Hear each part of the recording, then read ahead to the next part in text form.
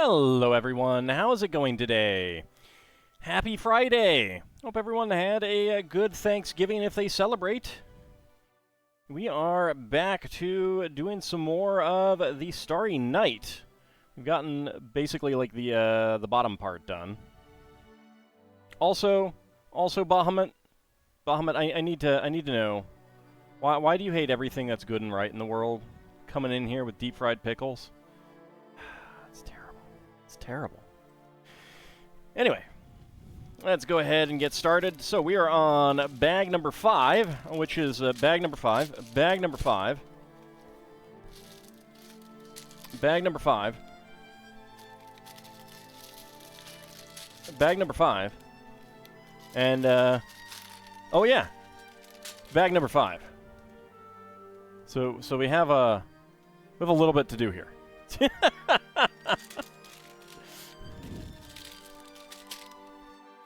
Alright, I am probably going to want this here.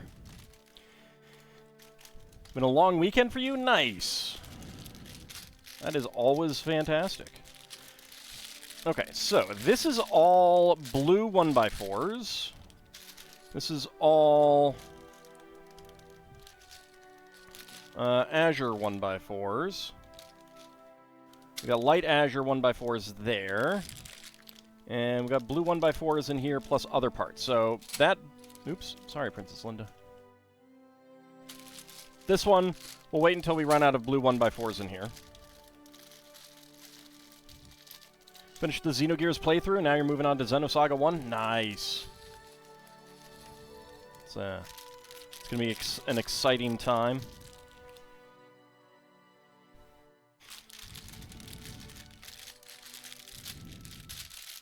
Okay, so this is all the same thing, so I'm going to put that up there.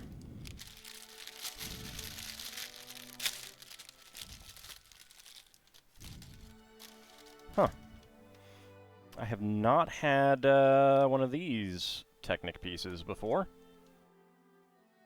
It's got a slot there. It's interesting.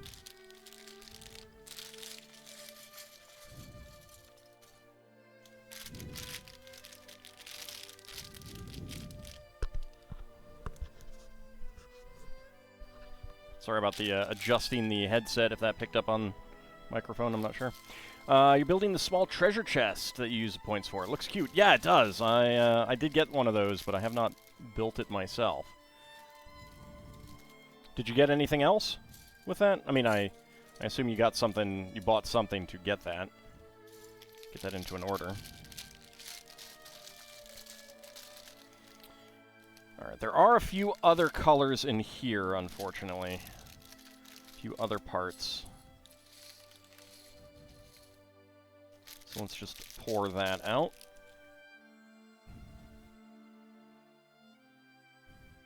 It's fun to watch my Let's Plays. You also enjoy rewatching them? Nice. How was my Thanksgiving? Busy. It was twofold. Had a Thanksgiving last Sunday, and then a second Thanksgiving yesterday, so I'm very, very full of food. Alright, so...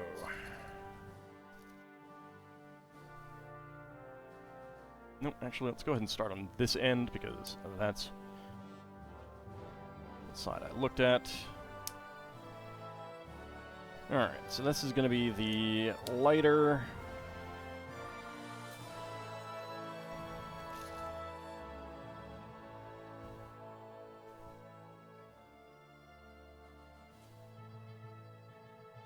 No strange Thanksgiving soda flavors? No. Strange soda flavors are not the easiest thing to come by, and I generally don't try them unless I can do it at like someone's house or something like that. I mean, I might buy a bottle, but grocery store does not sell just bottles usually, except for the normal stuff. Oh, that's right. You got the Tuxedo Cat and the Polaroid set. I forgot you did mention that. Yeah, I want to get the Polaroid. Howdy, Sealan. How's it going? Here's one of the 1x2s. Okay. So 8 blue 1x4s. This is not these. It's going to be these. This is going to throw me off.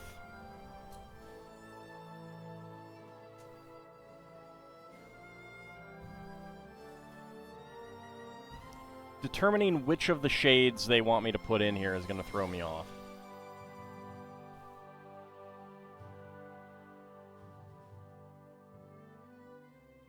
Going to rewatch my Fate of the Atlantis LP this weekend. Awesome. I saw that Kakoskia started that. I haven't had a chance to check that out yet. Just working on major upgrade number 2 to your Factorio playthrough.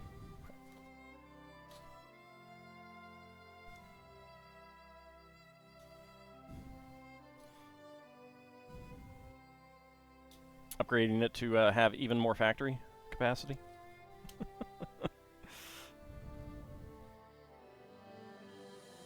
Okay. Now we get brackets on either end.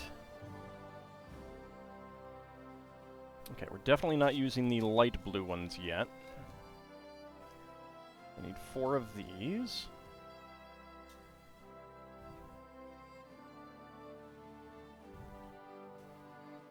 The factory must grow. Is the factory growing to meet the expanding needs of the growing factory? Kind of bungled that. That would have worked better. A little. I'd rephrased it slightly, but oh well.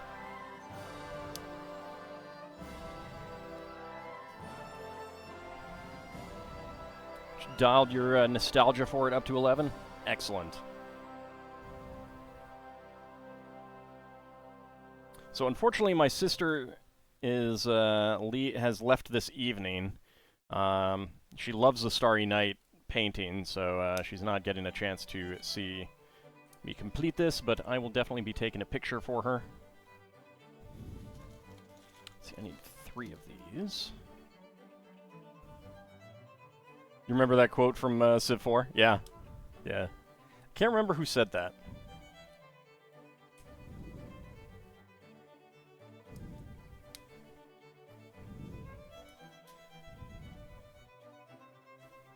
Last weekend when my aunt was here, we played a game probably from the 90s called Fractured Phrases, which first of all is not a good game. I do not recommend it if it is still made. It's pretty bad, actually. But it was hilarious because one of the phrases, like, it has a whole bunch of famous phrases, but 2 words are swapped out. What game? Fractured Phrases. Fractured with a PH. Board game.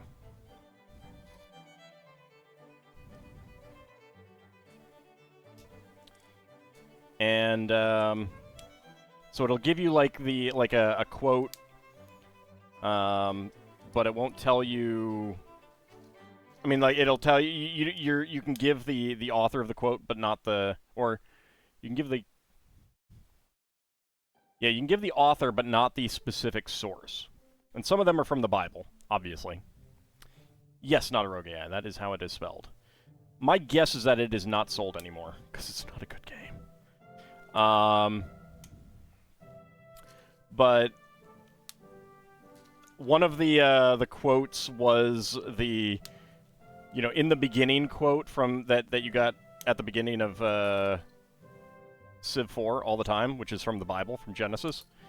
And my aunt's family, who are more religious than we are, they missed it and I got it because of Civilization 4. Oh, so good. So good. Beep, beep, beep. See, I can do it too. I can quote Sputnik.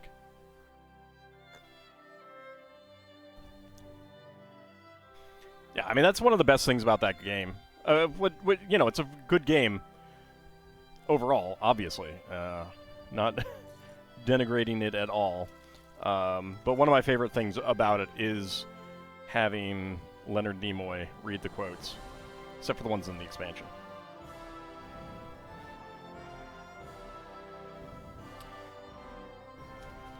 Alright. So, got 1, 2, got a dark blue one down here.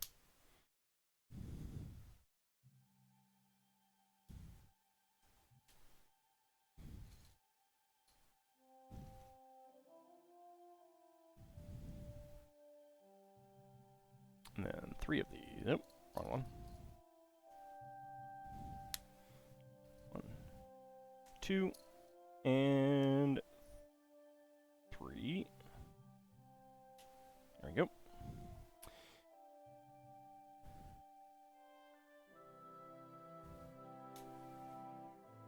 Now this is light azure here, because it's not the same as this shade here, which is light blue. This one goes there.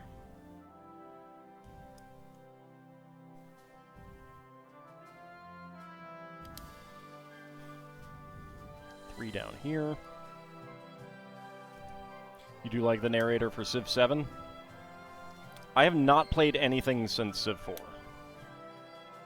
So I do not know who it is.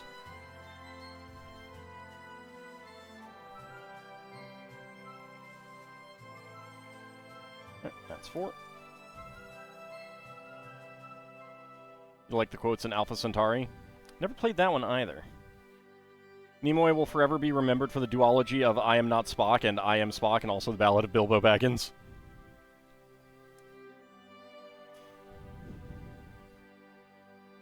I mean, the duology of I Am Not Spock and I Am Spock is a good...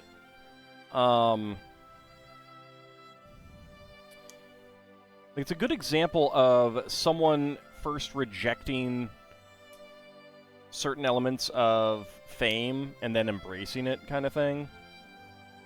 I haven't read either of them, but I can imagine it would be really interesting to read them back to back.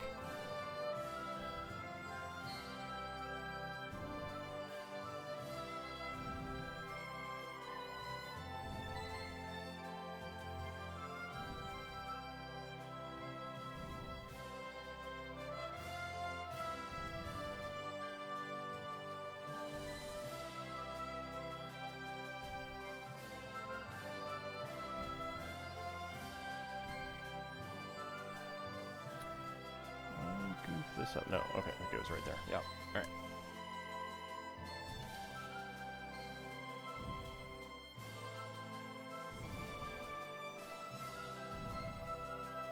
Alpha Centauri has some great quotes. Some can be fairly thought-provoking. Yeah, never played it enough to really know. To be familiar with them at all. 2 and 3. Okay, down here.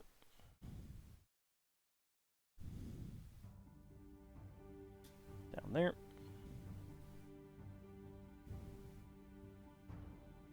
There. All right.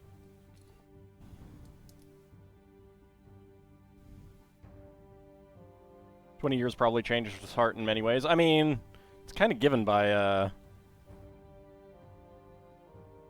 the opposing narratives of those titles. Since Not Spock was 75 and Spock was 95, yeah.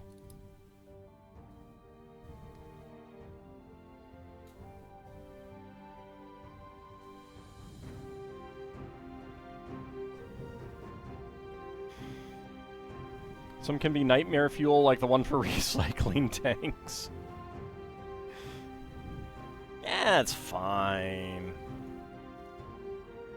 Oh wow, there's black 1x1s in there. Alright, let's put you up there.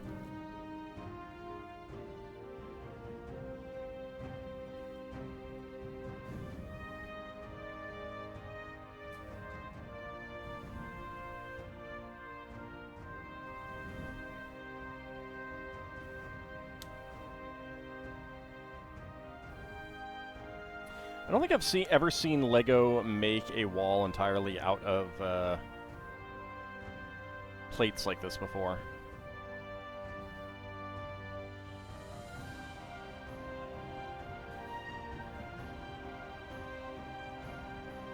While level grinding in this unique RPG. What RPG would that be?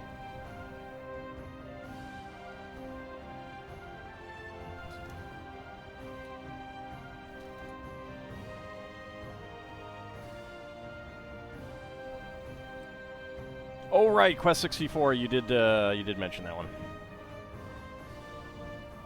Yeah, I don't know anything about that other than it has been mentioned on occasions throughout the years.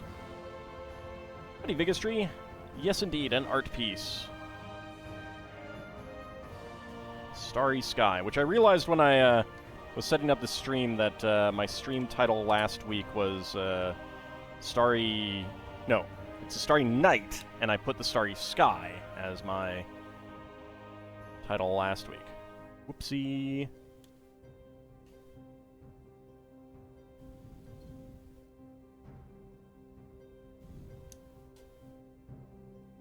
Alright, now I need 1x3s in black. There we go.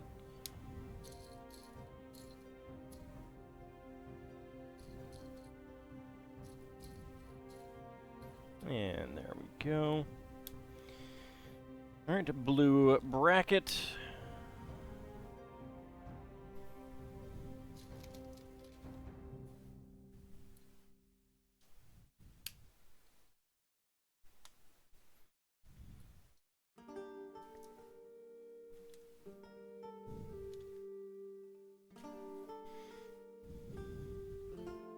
Certainly not the worst game in video game history. Oh, no. I mean, but something can be fun or enjoyable or liked by some people and still not be good. I'm not commenting on that game in particular since I don't know anything about it.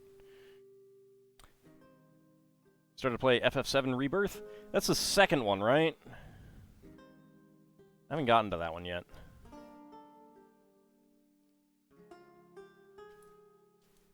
Get back up here. Alright, let's start with this. I also need to do intergrade. I haven't done intergrade yet.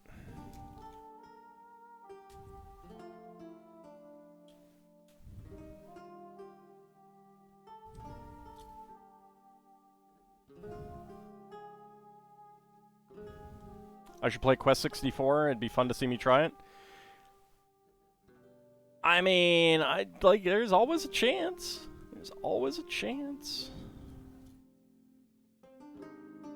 Not saying I won't. I don't know anything about it, and I got lots and lots of games to play. Not that one. One of these. There we go.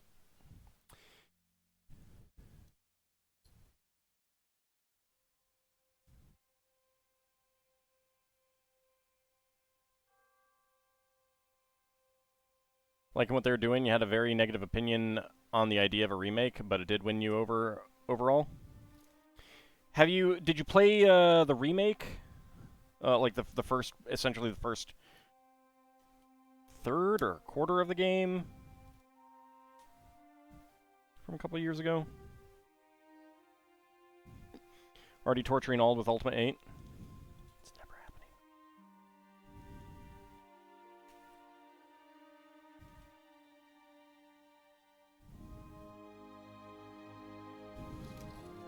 Okay, 2 more of these.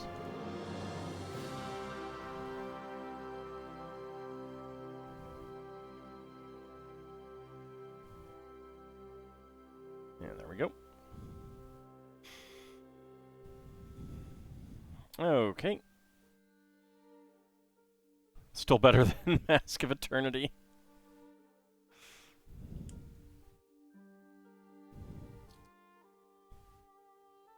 You played it, you really thought just having a game set in Midgard would be a bad idea. However, they did make it work. Yeah, I I was kind of surprised because, like, I am not a fan of Final Fantasy VII. But other than the combat, I enjoyed it quite a bit.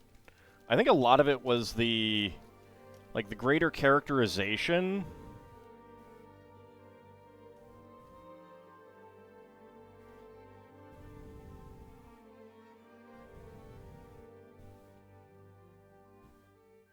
I mean, as I'll forever say, the interaction between Cloud and Barrett and Tifa when going up the Shinra Tower stairs, perfect. Just perfect. Just perfect.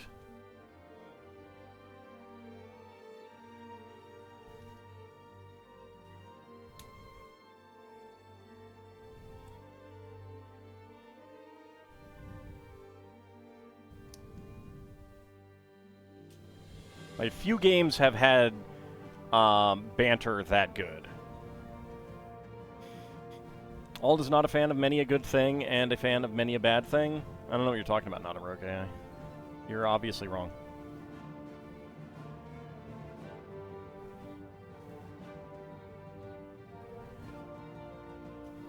Everything I like is good and everything I don't like is bad. Don't you understand this?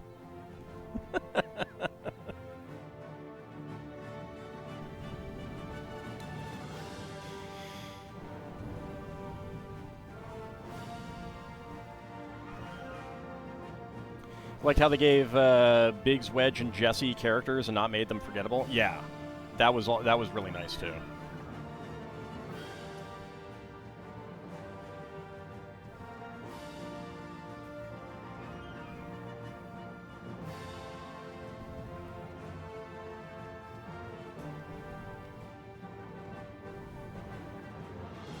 Like, just adding characterization made such a difference to me. Like, I'll never like the graphics of the original game, but I think if the characterization had been better, maybe I would have been able to get into it way back when.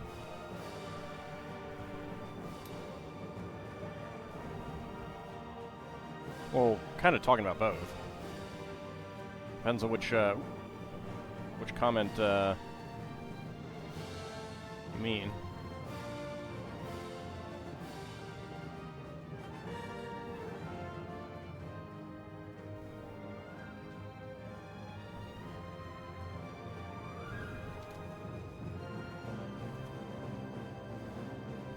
Let's see.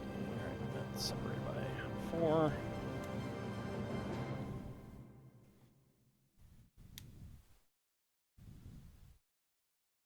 You love the original? Haven't played or gotten a remake yet?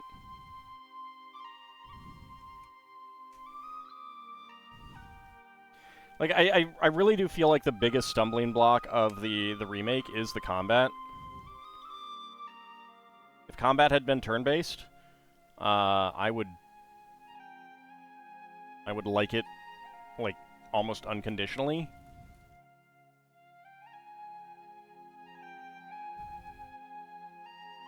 The fact that it is very much action skill-based is, I think, a bad thing for that style of game.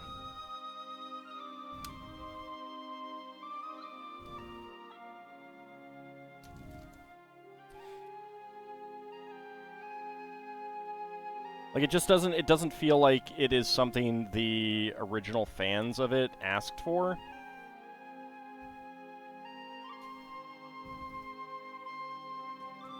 Okay. So that is all of the blue 1x4 plates that we had in the original bag. So now I get to open up this one.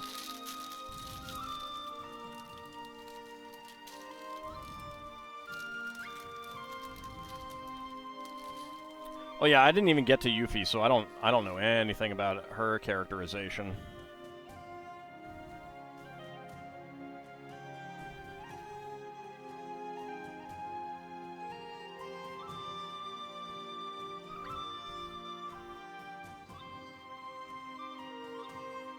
Yeah, like, the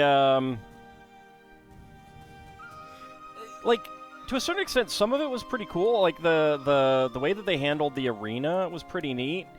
And to a certain extent, I didn't mind the fact that it was action-based at that point.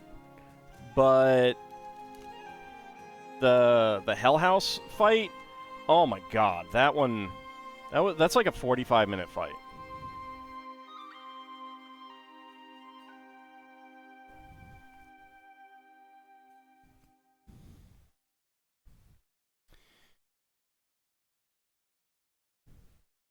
And that's not good.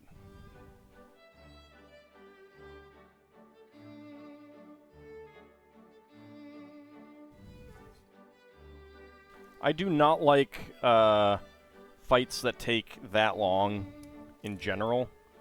But like, the problem with an action game fight that takes that long is that you basically have to be on the entire time. A turn-based fight, you can take a breather. Howdy up, Cody. How's it going?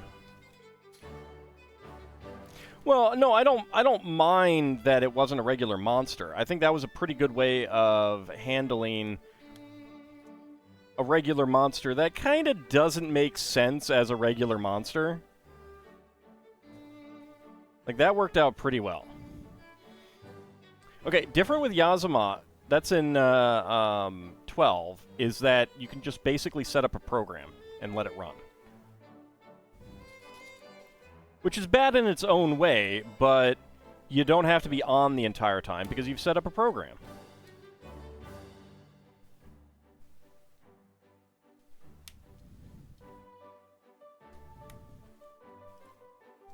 I most certainly do have a long-term hatred for gimmick fights.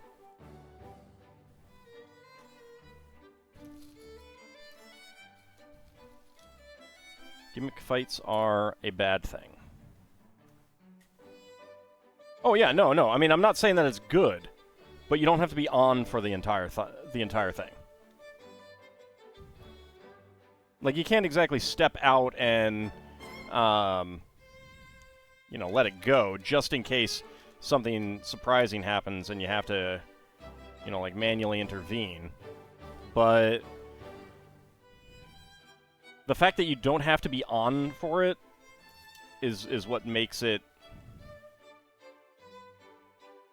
more, like, makes the length more tolerable than it would otherwise be.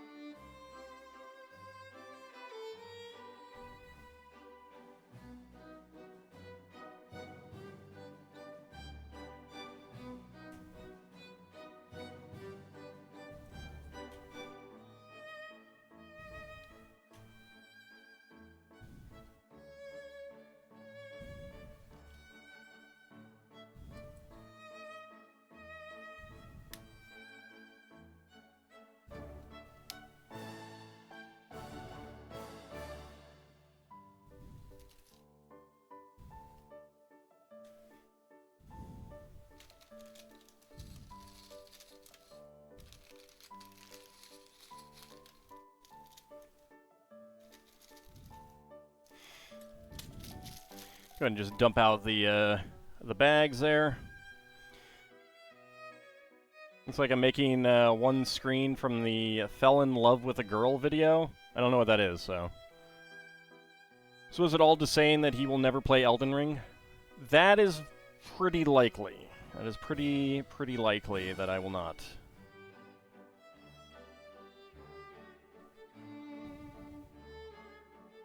It definitely does not seem like my type of game. And again, like, nothing wrong with that kind of game existing and stuff like that. There should definitely be games for every type of player.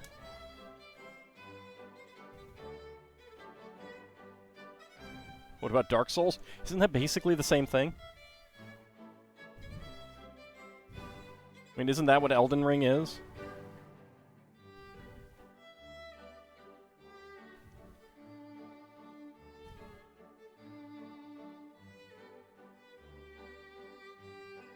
A video was done entirely with animated Lego?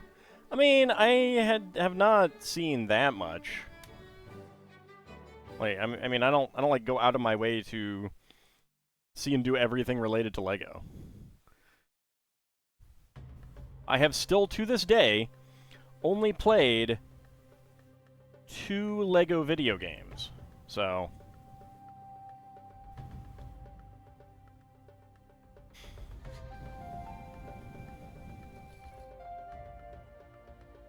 It was a popular song back in the day.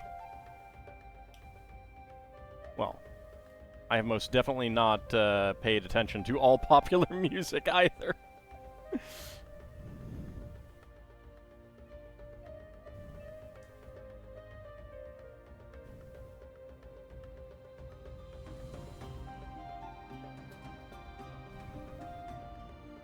Yeah, no, I mean, I've heard good things about them. Some of them, like the later ones.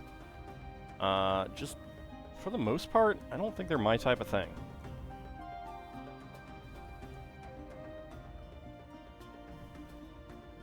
Bricktails was pretty great, but it was also puzzly and stuff.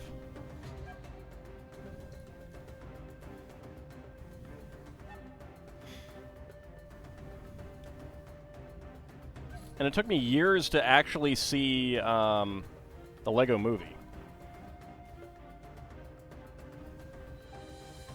I think my dad might have seen the Lego Movie before me. Well, if he saw it, then he saw it before me. That's pretty guaranteed. Takes notes, more Lego puzzle games. Yeah, I mean, I like puzzle games.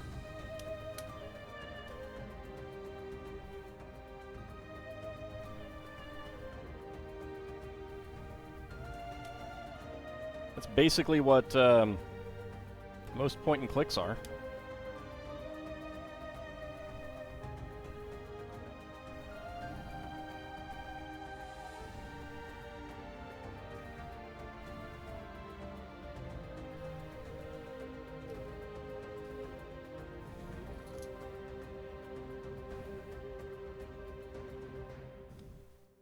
And things like Portal are fun.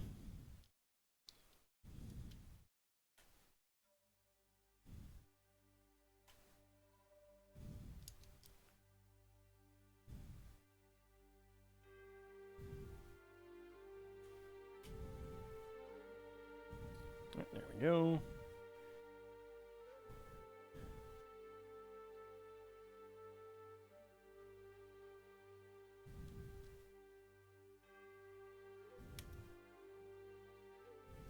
I mean, who knows? Next puzzle game, Tetris? No, not that kind of puzzle game. I am not good at that type of puzzle game.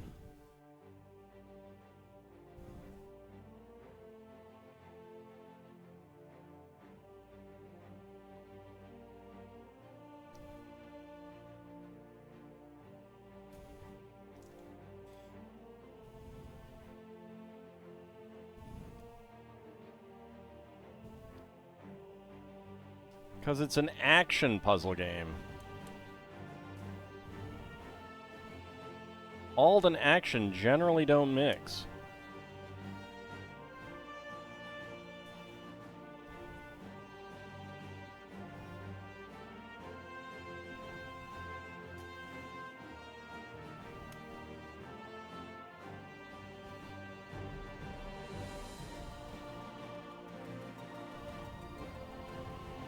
There we go.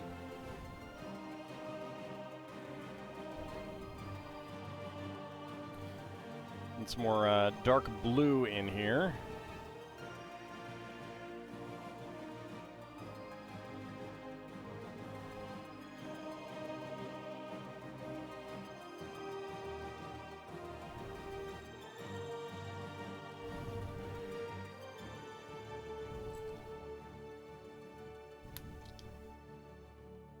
You mean the stories of some stories with some very downer bits? I don't mind downer bits.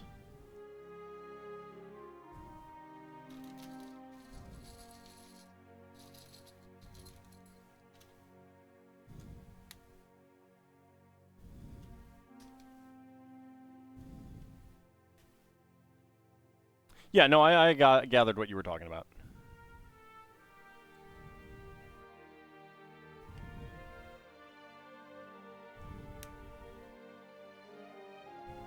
Alright, 5 blue ones.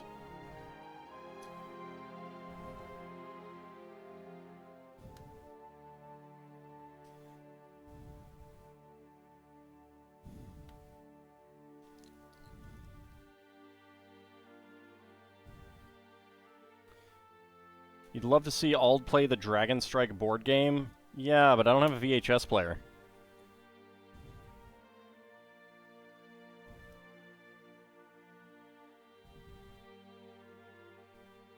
You don't know if you'd have the patience to do this? Well, the nice thing about something like this is that you can put it down and stop and go and do something else if it's wearing thin.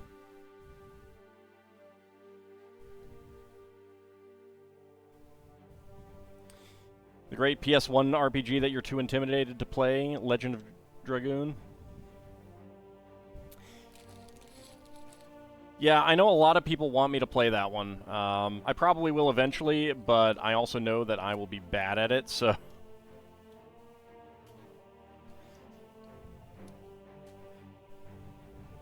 I also cannot do Bobo the Vulture's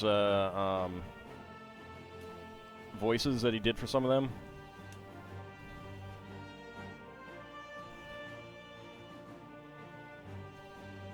Which were pretty fantastic. Howdy, little bunny. How's it going? Bit of a process to Van Gogh through reading stuff for Minotaur ideas.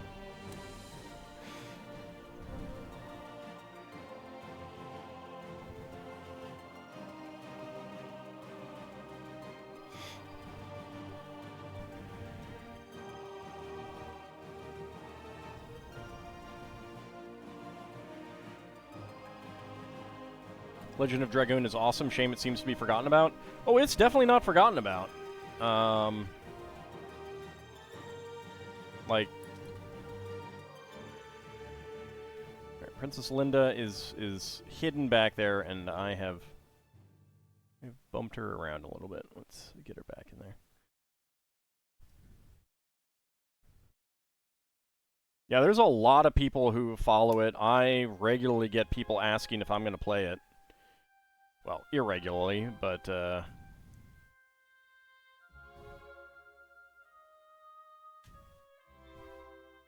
with some frequency. Can't recall if it's shown up very often in the,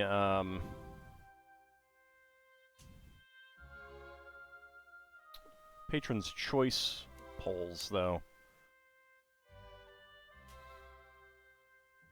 Would probably have won if it had, honestly.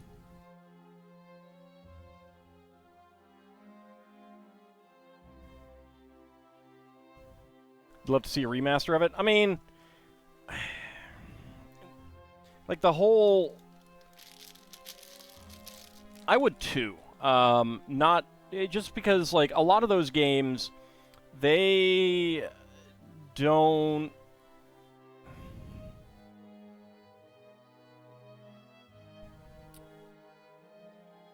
The original graphics don't age well.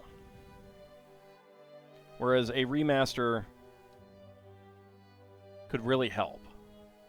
No, I'd be thinking of something like the Chrono Cross remaster. So it's not a remake, it's just emulating it with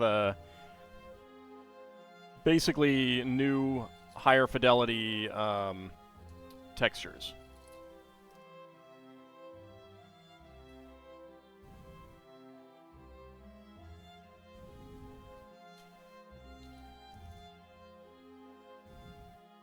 That's what they did with FF8 and 9 as well.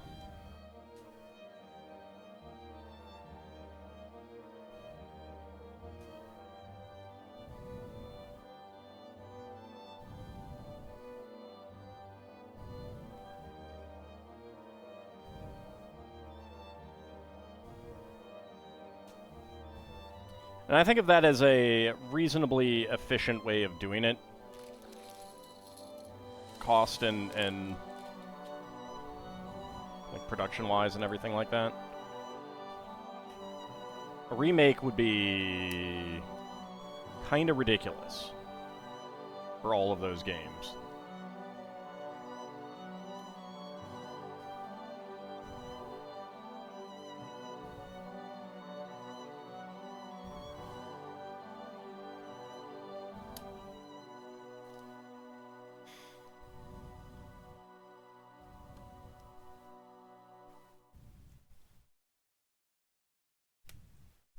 Okay, there we go.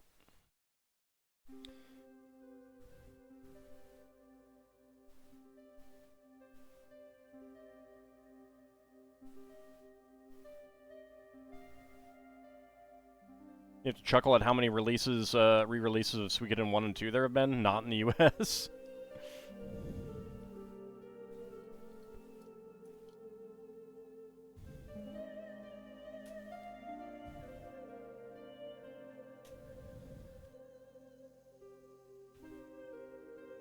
And yet 3 and 4, 3, 4, and 5 have gotten absolutely none.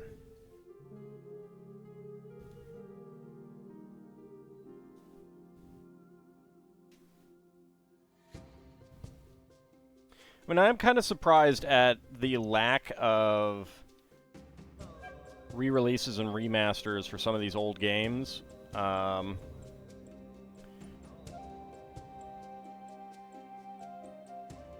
I would definitely think that many of them would be well worth the investment.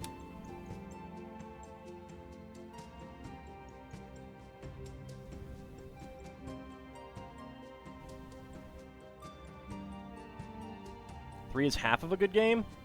3 is great. 3 is my favorite.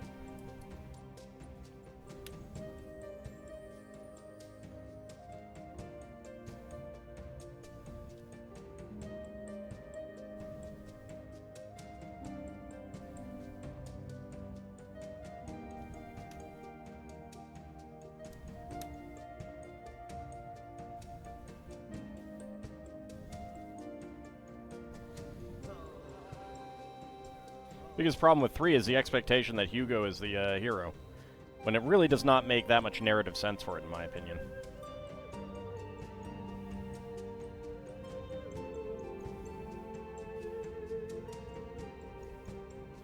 Yeah, like the fact that there isn't a like PlayStation 2 emulator that you can buy on Steam and then like buy downloadable versions of the various games is a little bit bizarre.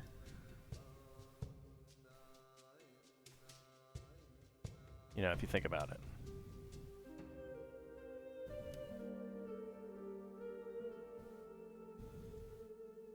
Make an emulator, test out the games to make sure they play on it, then release them, and it's like almost free money.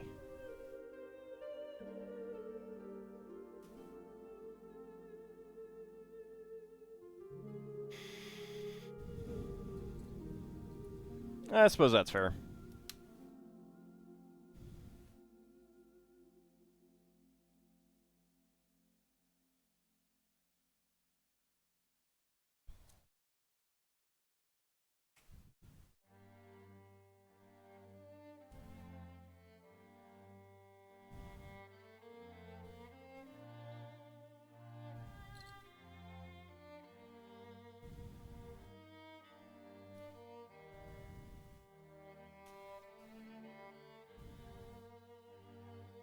It definitely does leave some things hanging that never got concluded.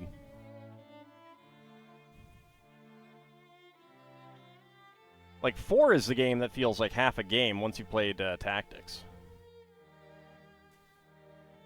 Oops, I don't need 2 of those. I need 2 of these.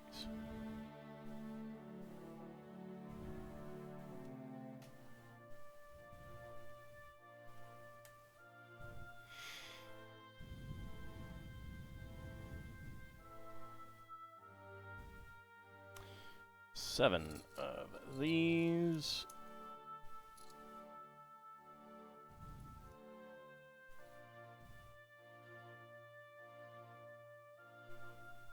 I mean, that kind of stuff does tend to be pretty fun.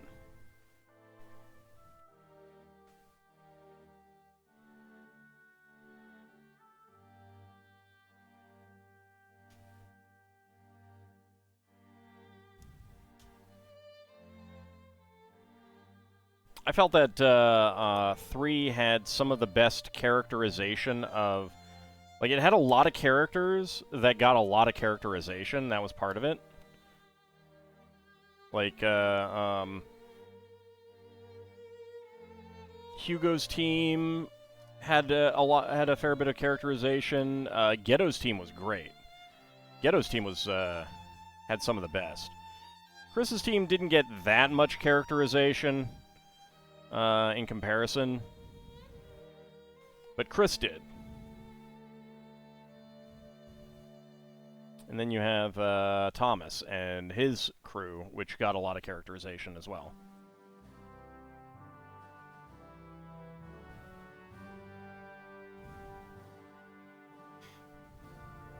Large-scale battles being done by the heroes, which added a lot of grinding.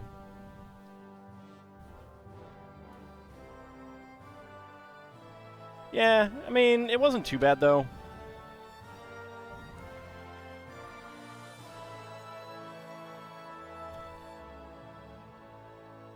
You think he gave the story rune to Ghetto?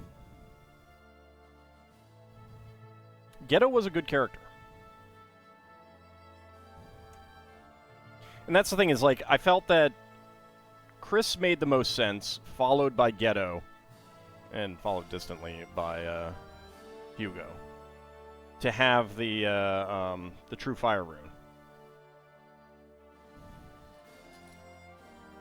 But the game was clearly set up for Hugo to get it.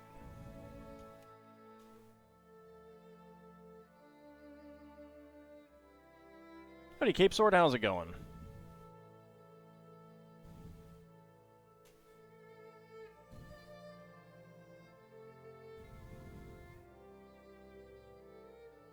There is one of these that I have not used, and it makes me wonder if I have missed one.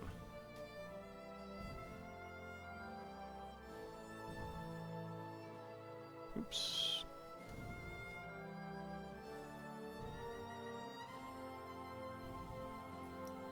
And if I did, it's going to be a pain in the butt to go find it.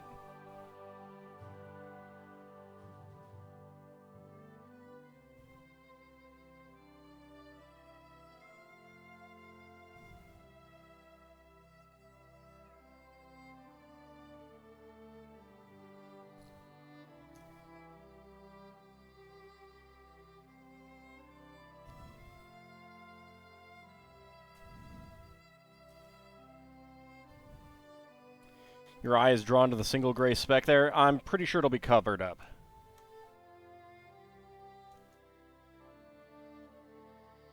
It's these two pieces back here.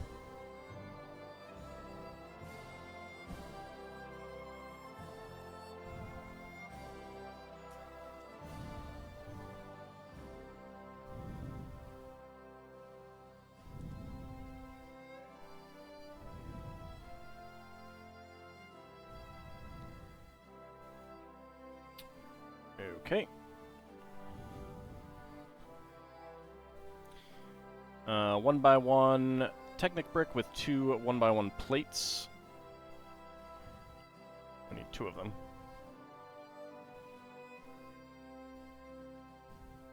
I'm doing pretty well, Cape Sword.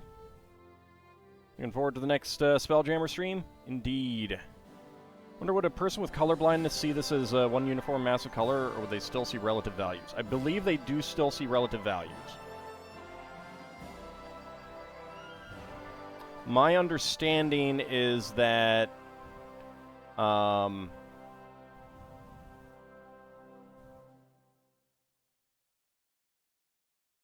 like, they can tell difference in shades, they just can't tell the colors apart, kind of thing.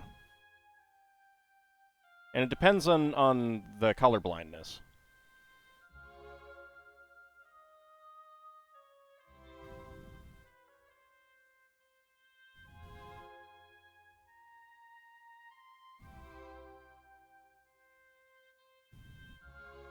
There we go. Now we get these on here.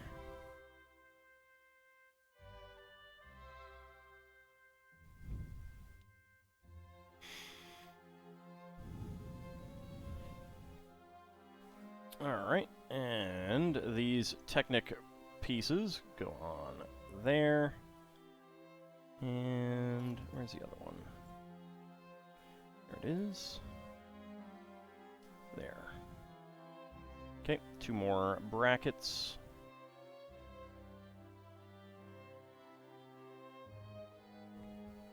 You've met someone who had the rarest form, complete colorblindness. He only sees the world in basically grayscale.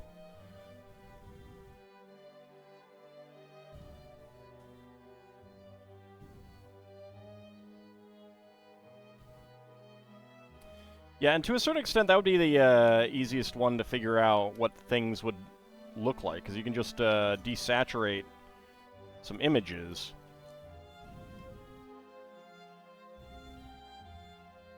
And see how it would look.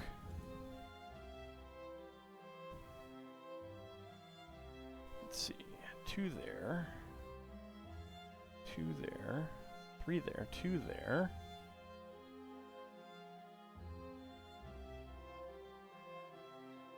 Ooh, I might have screwed this one up.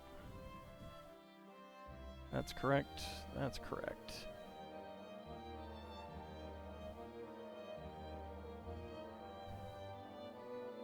That's correct. That's correct. That's correct. That's correct. Yeah, I think I screwed this one up here. Because that is the wrong one. There's one there.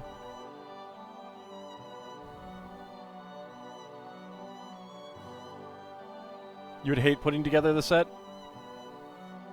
It's really, like, the biggest problem is these 2 shades. Light azure and azure, or medium azure, whichever shades these are.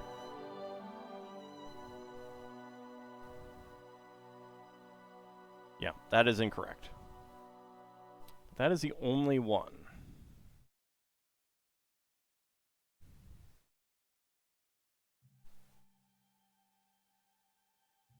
All right.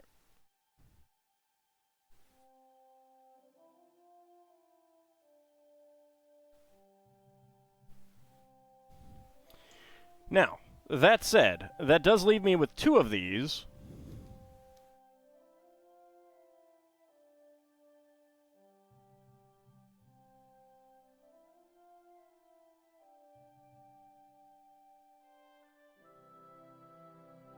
And it feels like they shouldn't be showing up that high.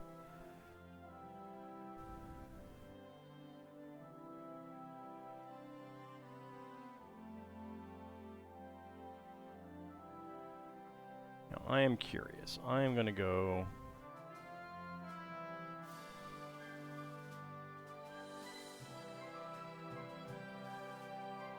Yeah, okay, I did do that wrong. All right.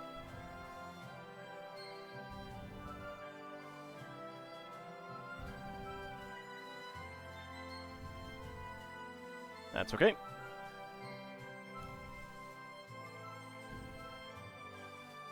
Periwinkle blue. Teeth time? No. Oh god, no. We have good brick separators now.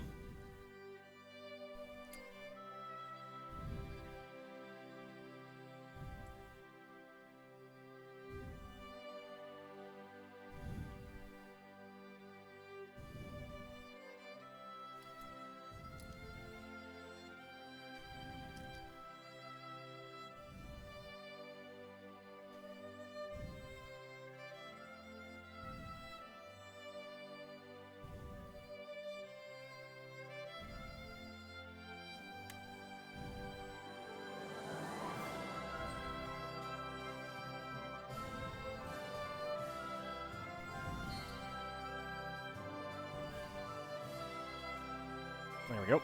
Now, that said, you can do an interesting thing and see that you could do a pretty interesting curve that way, although it would be illegal.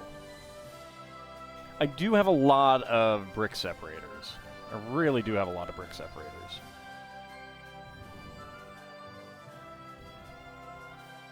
When the apocalypse comes, I will be prepared for the new currency. Brick separators.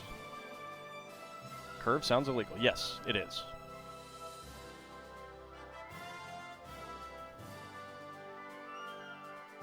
Very illegal. Lego Pinkertons will come after you. Not actual Pinkertons, but Pinkerton minifigs. They are sadly very ineffectual because they are minifigs.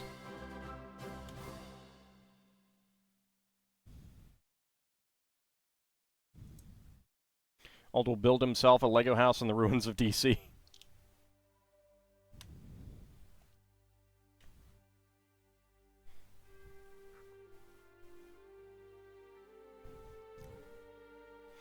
I should play Fallout 3 just to visit my home and similar places. Can you make a full circle of brick separators? I probably could. It would be very fragile.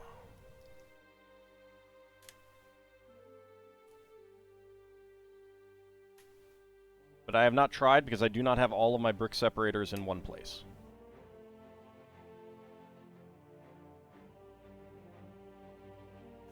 Wonder if my home in Fallout 3 has cannibals, ghouls, raiders, or little kids with guns? It's a good question. It's a good question.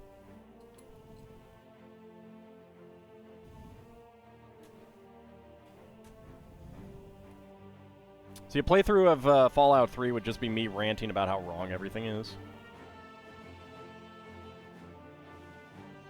Which is ironic because Bethesda, at least for a time, was located in this area. I think they may have moved on. I'm not sure.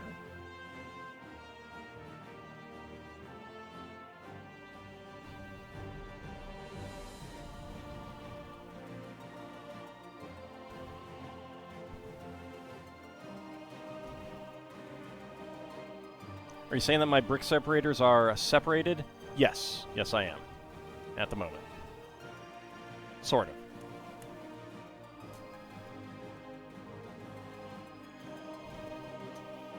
I mean, some of them aren't. But yeah, so this is how you make a curve.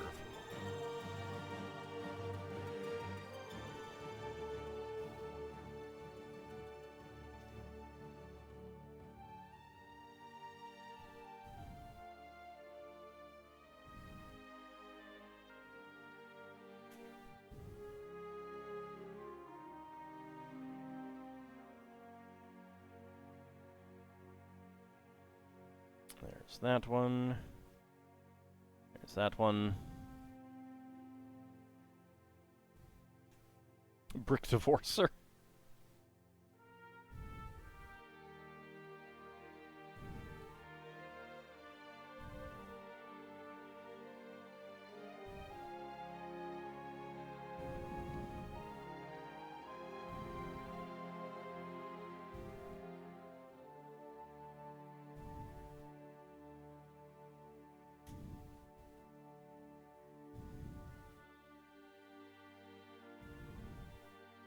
Alright, a light blue 1x1 to 1x1 bracket there. To be fair, it would be hard to make it accurate and still have a fun game. I mean, if they made the Pentagon even half of it real size, it would take like an hour to walk around it. I'm okay with that.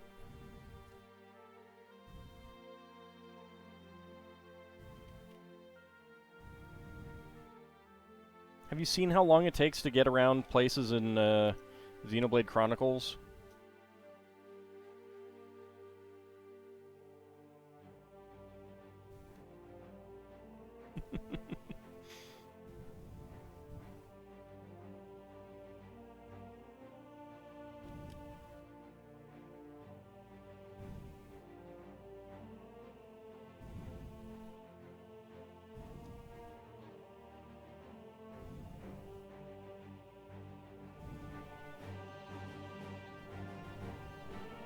And Tears of the Kingdom, for that matter. Takes a lot of time.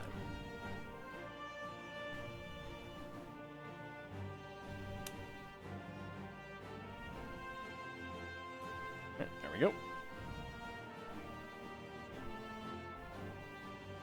I actually wouldn't mind, like, I wouldn't be so picky that I would want it to be 100% accurate, but I would want it to feel accurate, and I've seen some LPs and been like, this doesn't feel right. This doesn't feel right, and that's the important thing.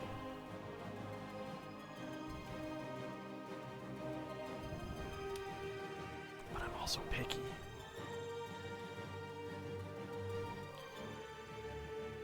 Still headquartered in Rockville. Okay, fair enough. Then they are still in the area, so I can still blame them for getting everything wrong. That's good. That's good. I appreciate the ability to continue to blame them for getting everything wrong.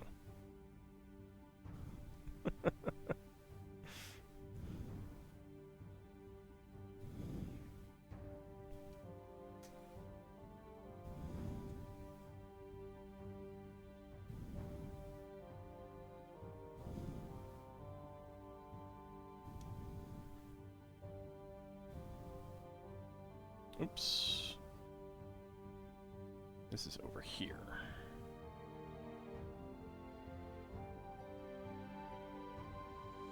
And this one is here. There we go.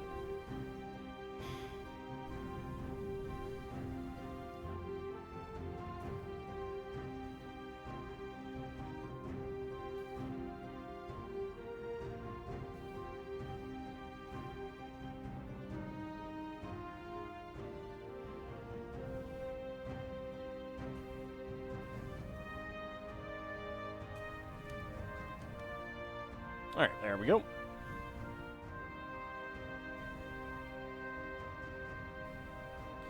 What do you mean it's perfectly a functional game for some definitions of functional? Technically it was Bethesda Game Studios that made Fallout 3 though, and they are also in Rockville.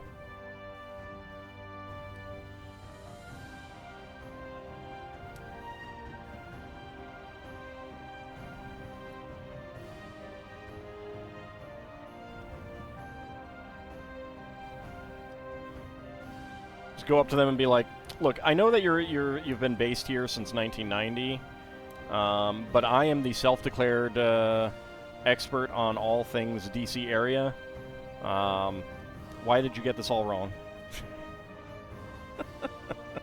I'm sure they'd appreciate that feedback, right?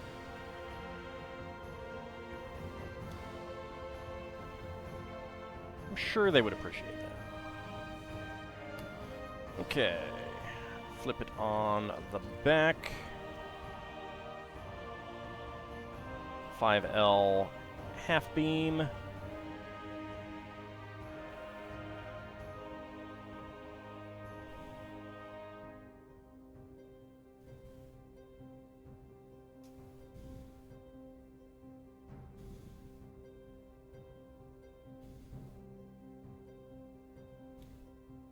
There we go.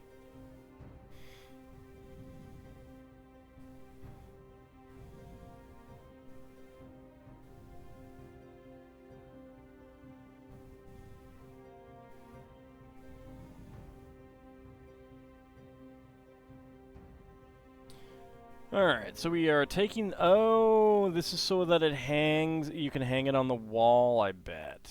Okay. Guess that makes some sense.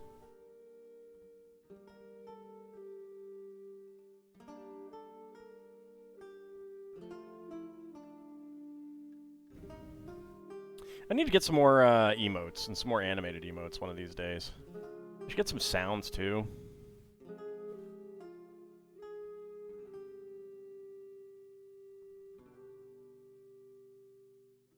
Point redeem for something like, you'll accept that quest?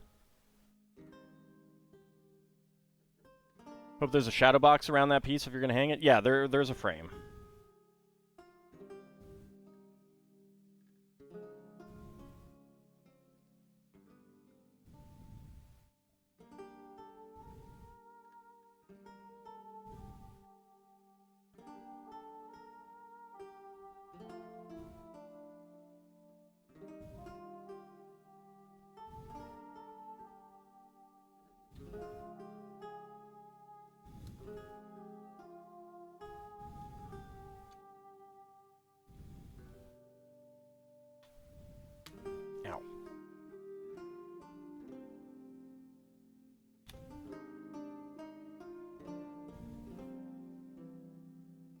Suikoden, yeah, Suikoden Tactics. Not Suikoden 4 Tactics, just Suikoden Tactics. That is logical.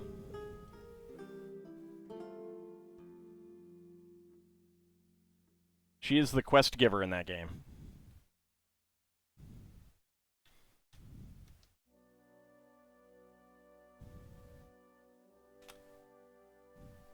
And that line is voiced. So every time you get a side quest or some of the main quests, before you take it, it'll be, you'll accept that quest? And I just really like it. I'm very fond of it. Good lord, how is this going to fit on exactly? Alright, let's turn it around. That might be the easiest thing for it.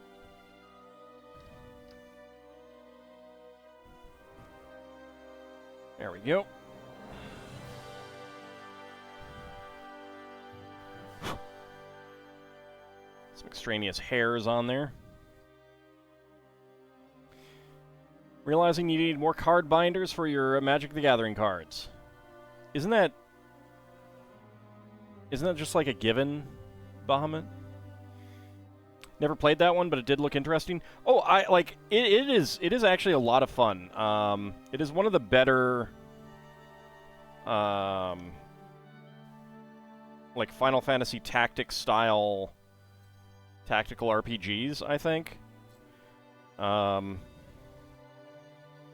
Just in like my personal opinion, I would say, you know, probably Tactics Ogre, then Final Fantasy Tactics, then Suikoden Tactics in terms of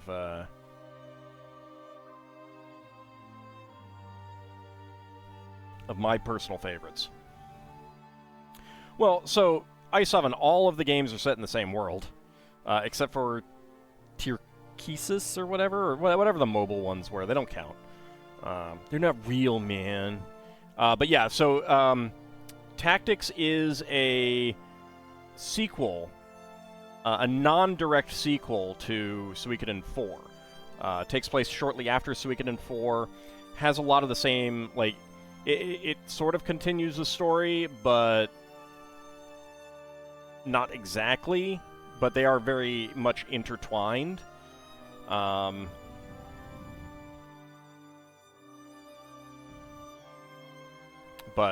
it's also very, very good. Mobile games can't hurt me? Yes, they can. You don't know. You don't know, man. You don't know what they've done.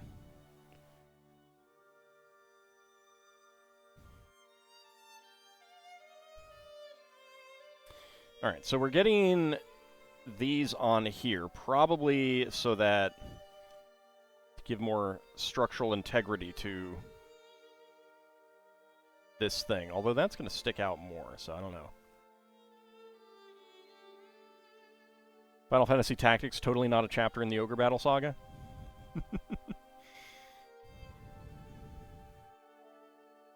Alright. 1x8 here.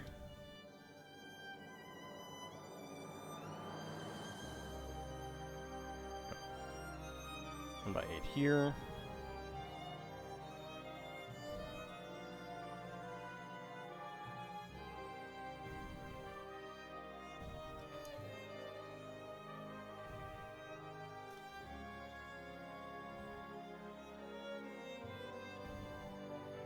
Like, Tactics Ogre, I find incredibly rich story-wise, and with the 3 different, you know, well, technically more than 3 routes that you can take overall. It's very, very refreshing and very interesting on how it all plays out, kind of thing. Final Fantasy Tactics is what you get when you want to tell a similar storyline, but you find the branching pathways a little bit too complicated to deal with, which is fine. Tactics Ogre walked so later Tactics games could run. I don't know. Tactics Ogre is extraordinarily solid, the original one.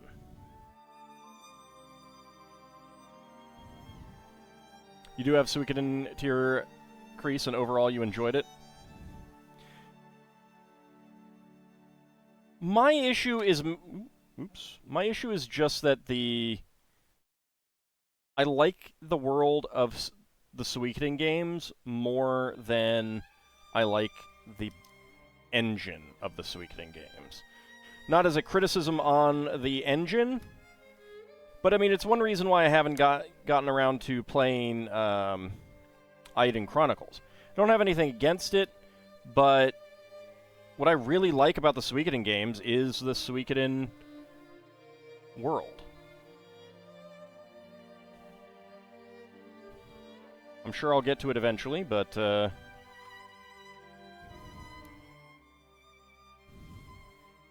I just want more in the Suikoden world.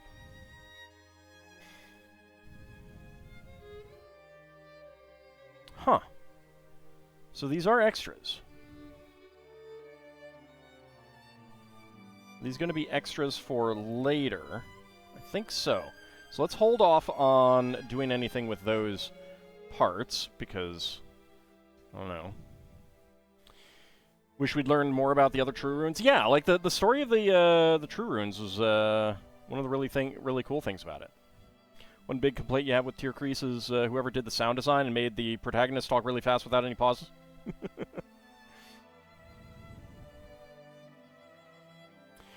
Well, okay, so actually it's not too hard. These are assuredly the normal extra pieces, the pieces that you would expect to have extra. I don't know what the others are extra for, if they're going to be used. I suspect they're going to be used. But 1x1 plates are always extra, and you always get these small pins as extra. So, beige 3/4 pin and a blue and black 1x1 plate. Those are definitely extras. 1x2s and 1x4s are not. Alright, so bag number 6. 6. Oh, good lord.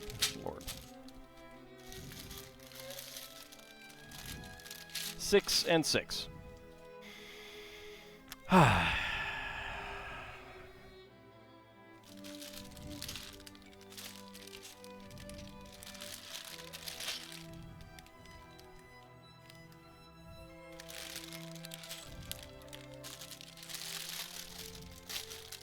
So many 6s.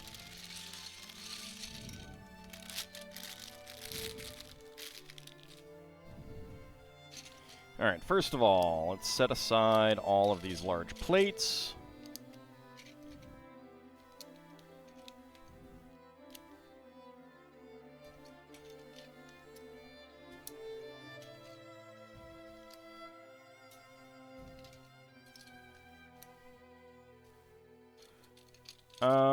Probably going to set aside these large bricks as well.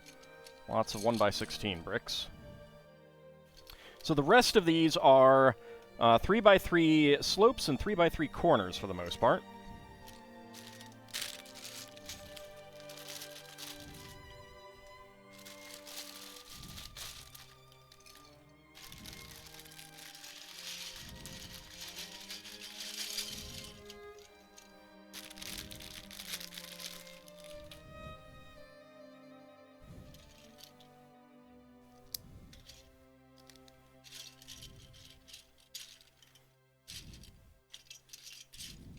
Careful about talking about final bosses for games that I haven't played yet.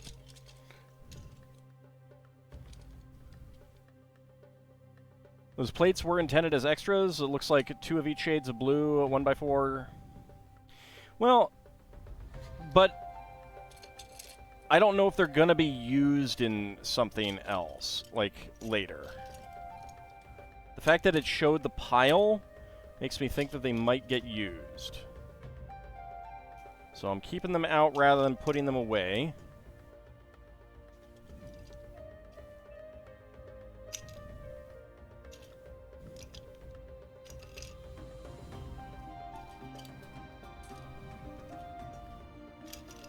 Lots of very similar pieces here.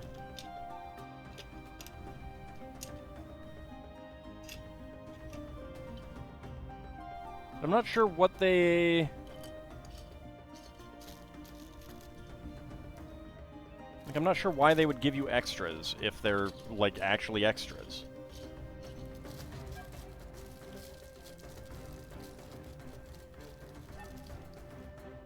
It was supposedly so that if you accidentally got a color wrong previously, you didn't have to tear the whole wall apart to keep building. Okay, that actually makes sense. That actually makes sense. So in other words, I don't have to do the thing that I did do. That does make sense. Alright, these are all 2x2 slopes, inverted slopes. Put them there.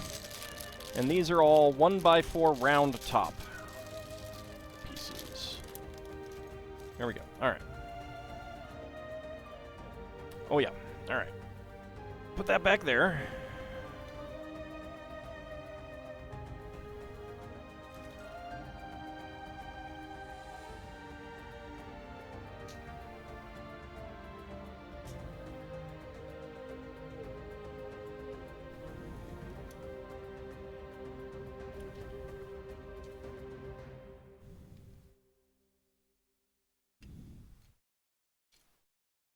This is the frame.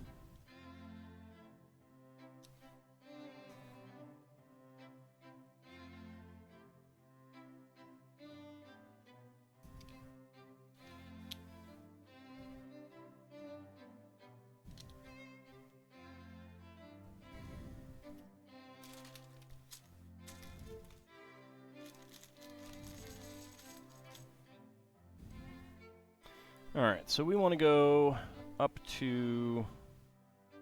I guess I'll just see where we go.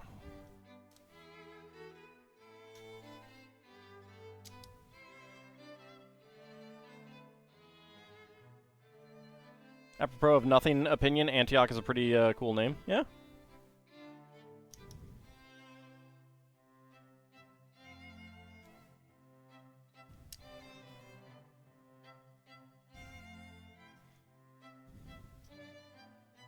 A lot of ancient place names are pretty cool sounding. Some of them not so much.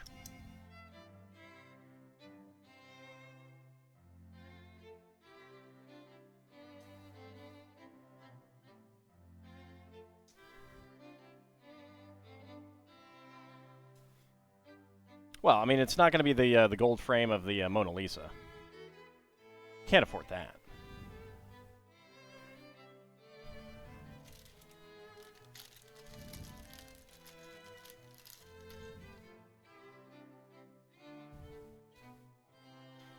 All right, 24 of these. It should be upsell.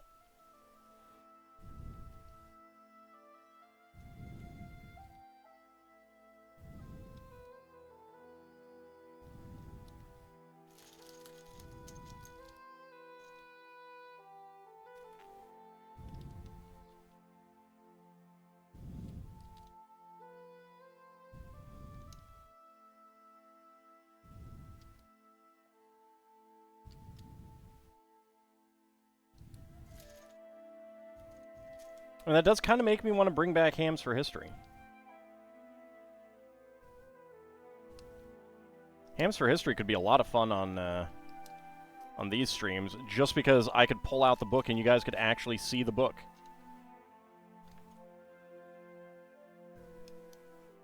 I bet the book is under something right now, and I couldn't really pull it out at the moment. I should look, though. Maybe when we're doing minifigs. Alright, there is one inverted corner, and there is a second inverted corner. Love the art collector who didn't mind putting down $8K for a triple frame design. Good lord. It's a lot. It's a fair bit. Alright, so we're two of these.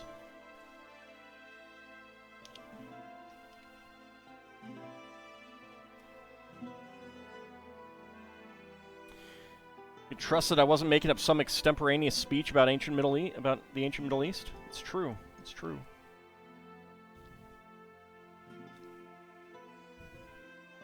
Would I lie about Ian Nasir?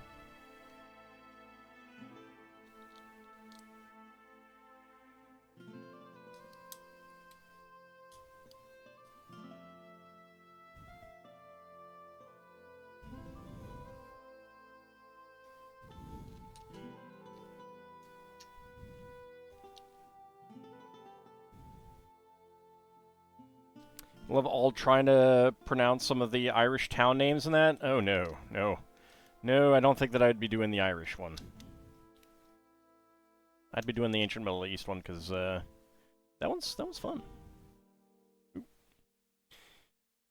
That'd make single stream builds doubles, because I'd be stopping so much. Yeah, that would be one of my worries. That'd be one of my worries.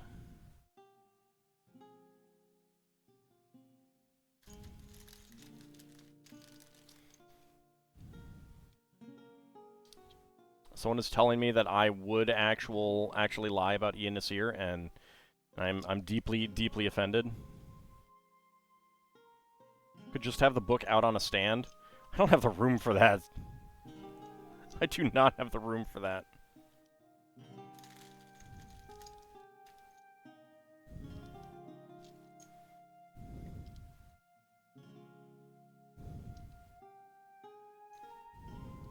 Not if I also wanted to be able to read it.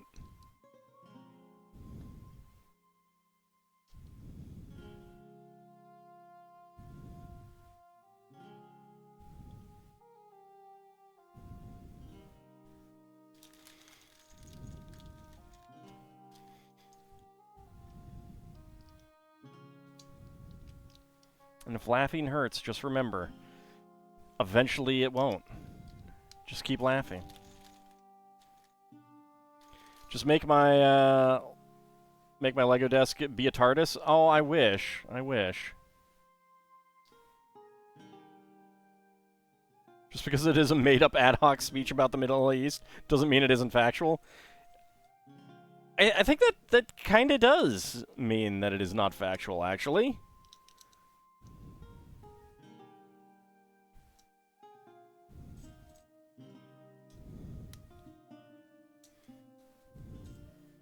I think it does. I don't know. I don't know.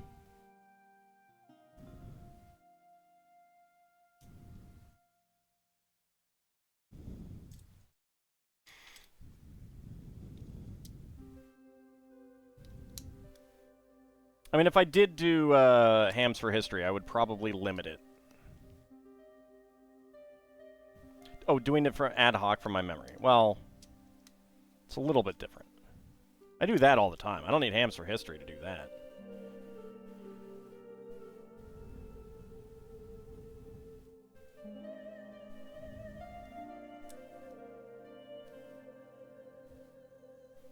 Alright, so get this right in there, and this right in there. Lean that back there, because I think that I'm going to be making the other side first.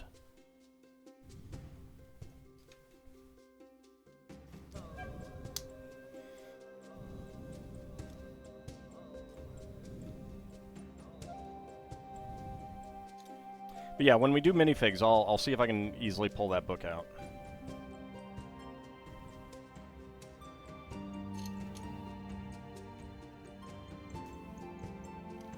You know, these lights are getting a little warm. I'm going to open my window for a minute. Get some of this freezing air in. Frame is boring.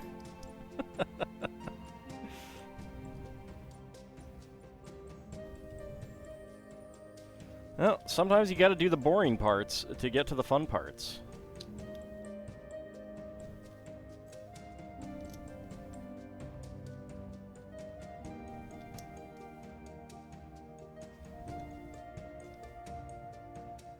I do, like, one thing that I appreciate about the Mona Lisa, though... Oops. Shoot. Is that the fact that you build the frame first. And then you build the picture.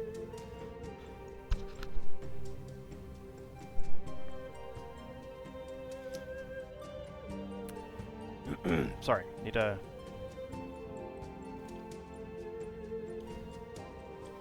get a little bit of water there. Alright. So the fact that you build the frame first means that you're getting the boring part out of the way. Too cold to open windows in that darn snow? Well, we're not going to get snow here, so... It's going to be a very cold week.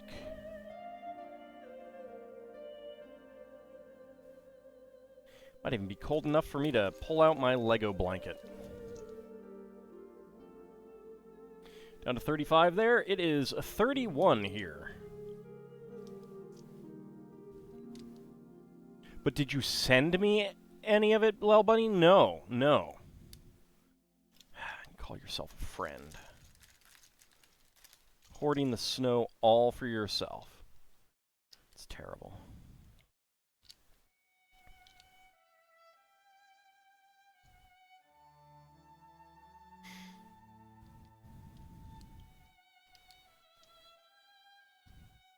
Refrigerated trucks cost a lot of money. I mean, just tell the weather to come down here. Weather stay away, go to Auld. It's that easy. It is that easy. But do people do it? No. No, because secretly, on the inside, they want that snow.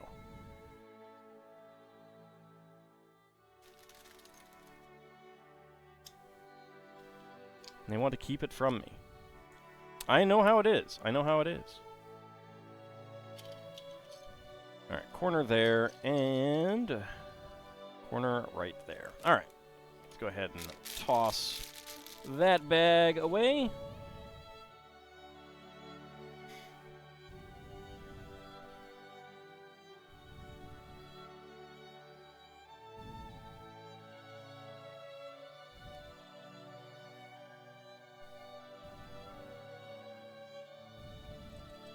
Alright, there we go.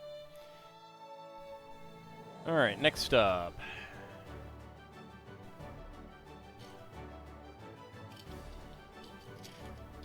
Two by 3 brick. Need another 2 by 3 brick. There it is.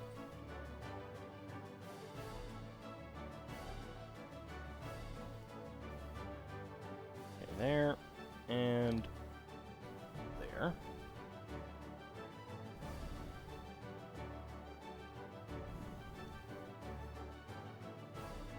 Oh, there is no on hamster cape sword. Once you've been eaten. Once you've been eaten. There is no going back.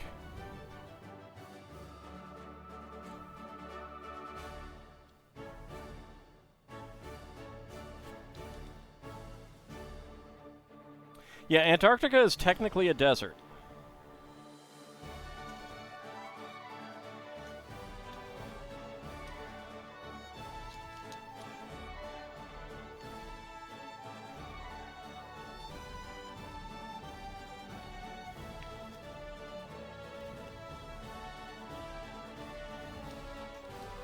Because the determiner for desert is all about amount of precipitation.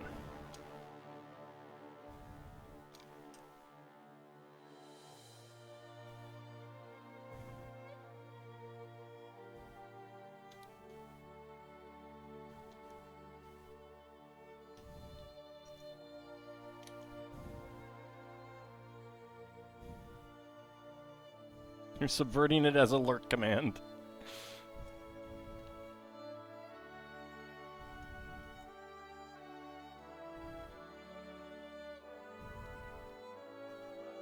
Alright, 1 by 2 bricks.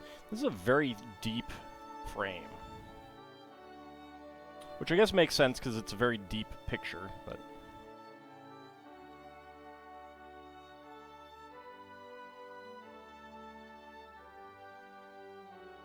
Fuzzbutt needs walk and you need food. Alright, Kinshir. Hopefully you get those you don't get those mixed up. Enjoy yourself. Larson Jewel 55K series frame.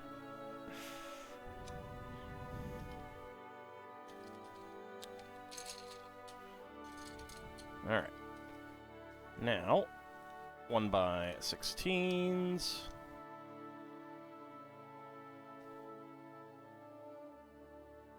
I have no idea what type of frames my father's paintings are in. Because I know nothing about framing.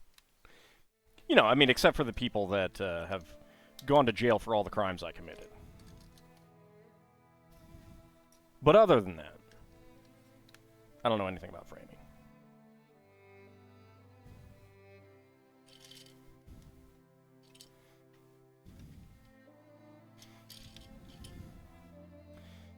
All right.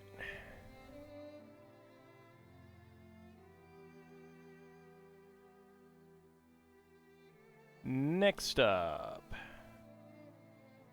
8 3x3s, but let's get the corners in first. I love getting these corners.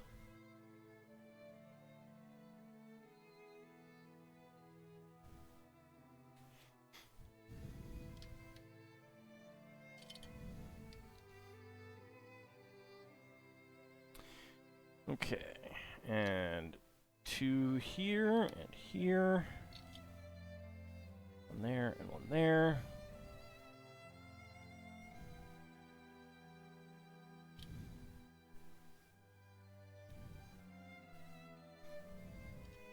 One there.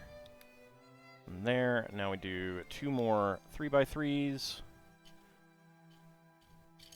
Now this is a great set for roof pieces. I love getting all these roof pieces. Sadly, with the way that LEGO does roofs these days on a lot of their buildings, it can be kind of difficult to get actual roof slopes.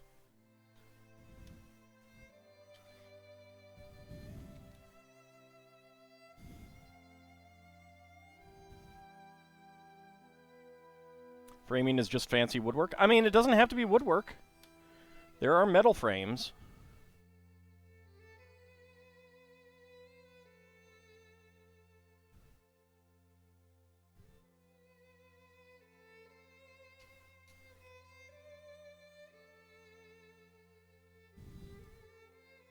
I mean, the metal frames are probably the cheapest of the cheap, but they do the job. And boy, is that camera shaking from the pressure I'm applying to get these down.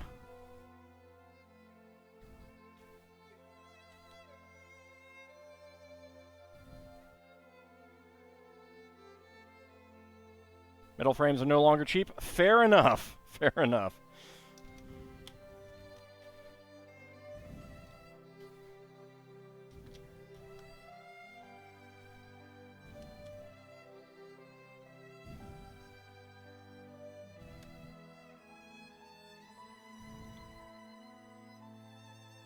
I do remember looking into getting something framed once and then kind of being like, you know what?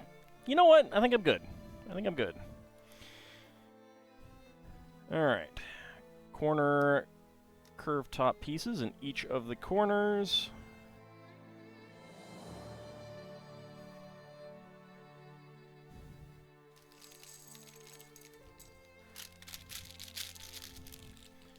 And then all of the 1x4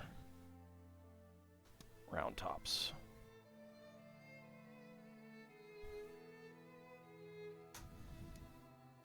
Yeah, it's going to depend a lot on the tariff situation.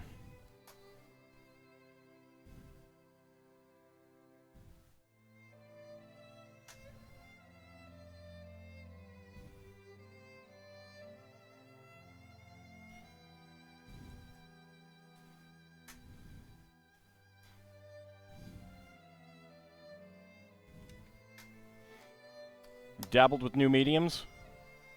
Oh, so that's where all your victims go. Understood. Made a frame out of pipe cleaners once. Oops. Put that on there properly.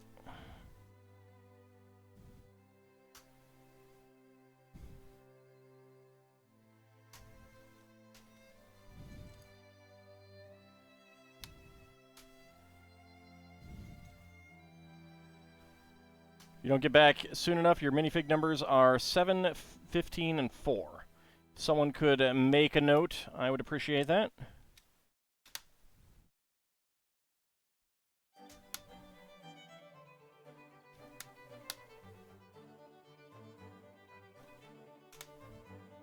Makes a note using Mega Flares. I don't know if that works. Alright, there we go. Okay. Now for the next fun part.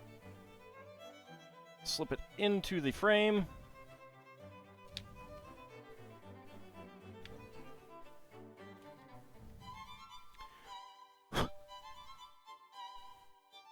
Stupid Lego attracting hair all over the place.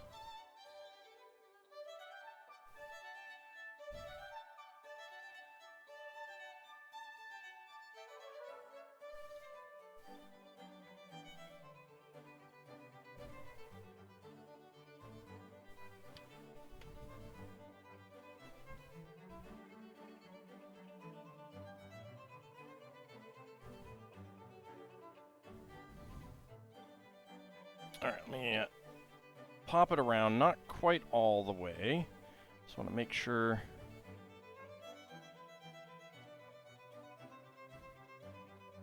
Okay, except for down at the bottom. Pretty good.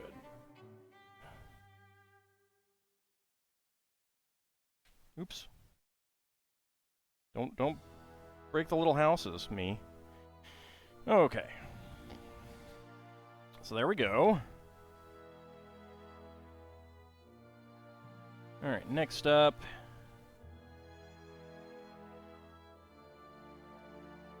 Get these Technic elements. And they go in down here. Oh, okay, that's a stand. That's actually acting as a stand right now. Alright, understood. Okay, bag number 7.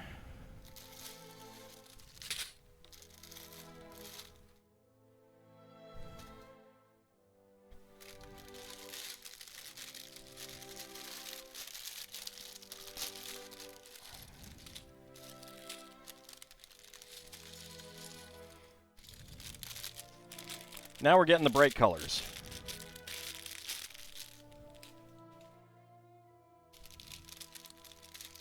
So pretty.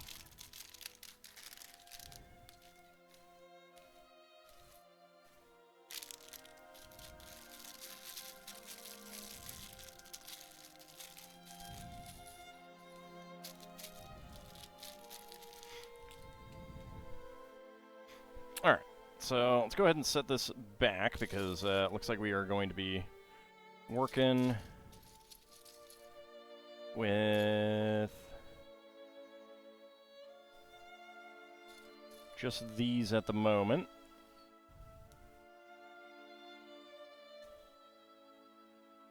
Yeah, it is. Lego just calls it bright yellow, but yeah, it's definitely pastel shade.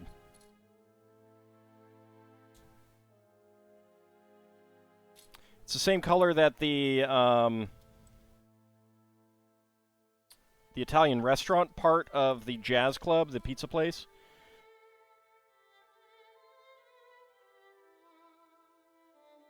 Oh, there's what I want. Was made of.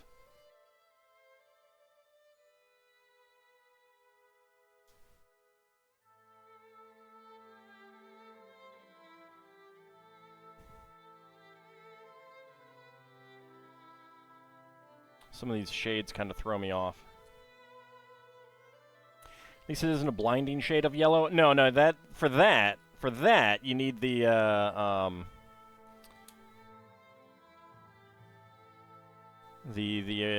high visibility yellow.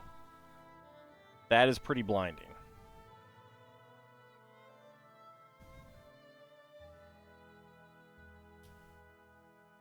Pizza delivery guy hasn't brought your pizza yet. He's still enthralled by the music. What's gonna happen? Yeah, it's okay if I get fired. I can still listen to this music. Wait, you mean I can't get in without paying? Oh, that's a bummer, man. It's a real bummer.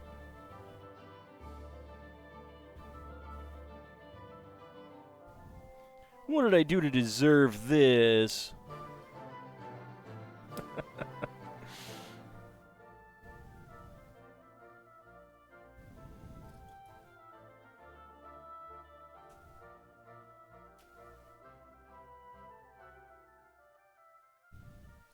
Now we're getting to the high visibility, well, the bright yellow.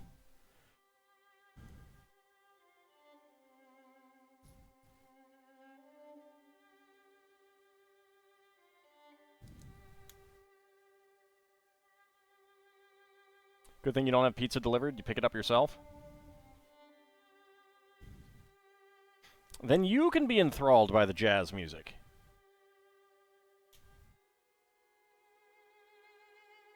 And then it'll be all your fault that your own pizza is cold.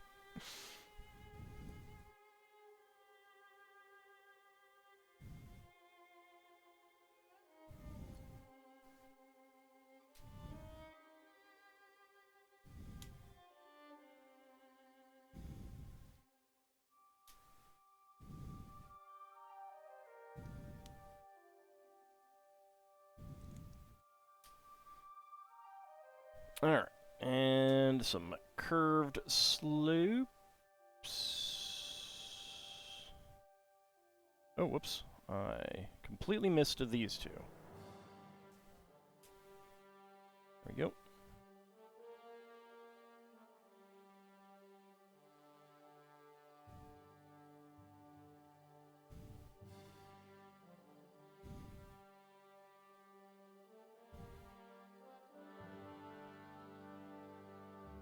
I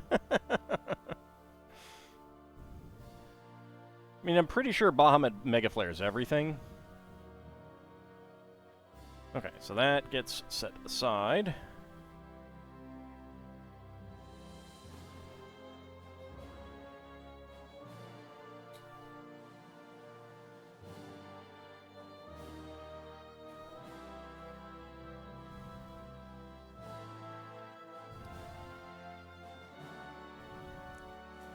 I really don't know what these orange boat hull pieces in double inverted slopes are going to be used for. You don't Mega Flare felines, but what if they need to be cleaned?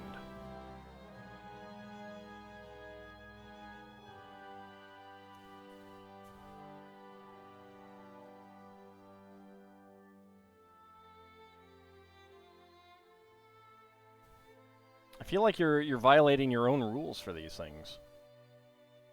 Just throw them into water. Wow. Wow. Just throwing the poor kitties into water.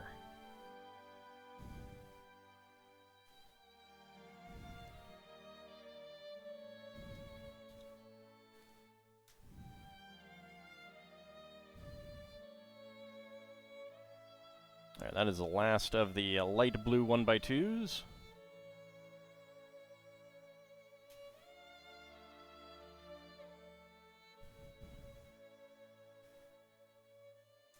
I mean, Lil Bunny, Mega Flare, he says Mega Flares solve all problems, so obviously dirty kitties can be solved with Mega Flares.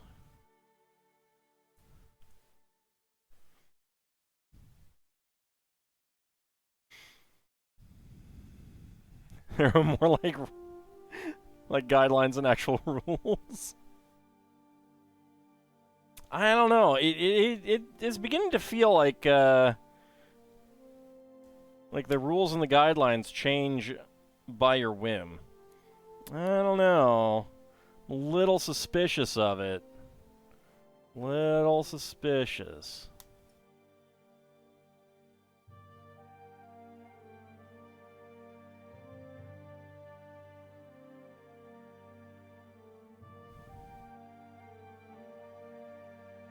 You make the rules and guidelines.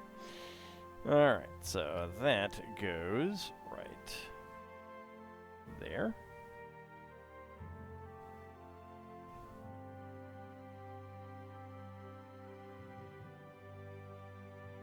Alright.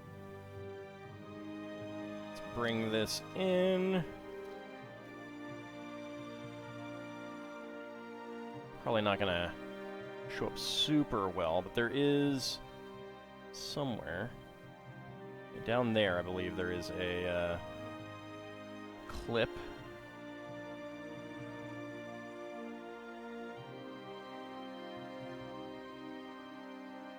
Yep, there we go. Alright. So we got that on there.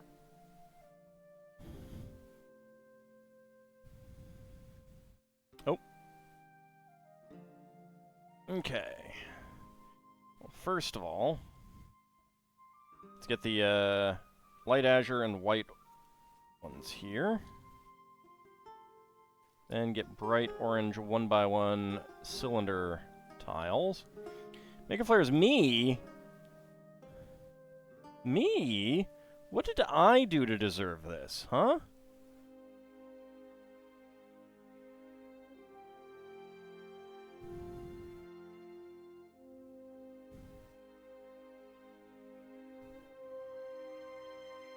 I feel unfairly maligned here.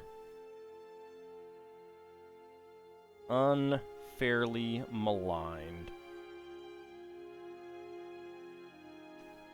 Alright, so there we go. Got those stars on there.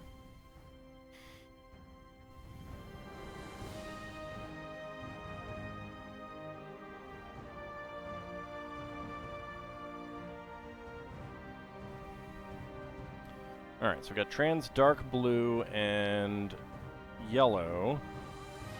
And 1x1 cylinder plates in orange.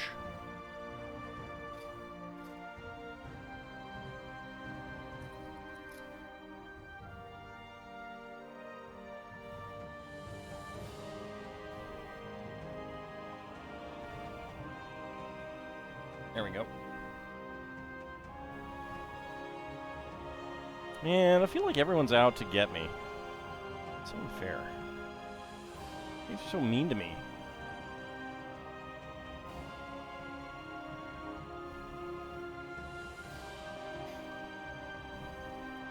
That's not what they are.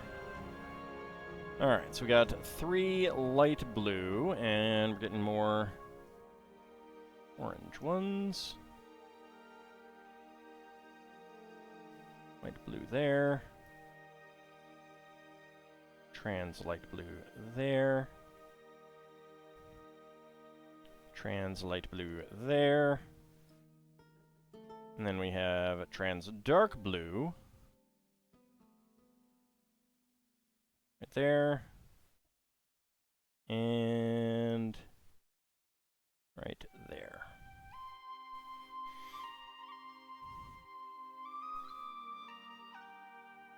Oh, I see. I see what it's going to be used for. Okay. Go ahead and put this back here for the moment.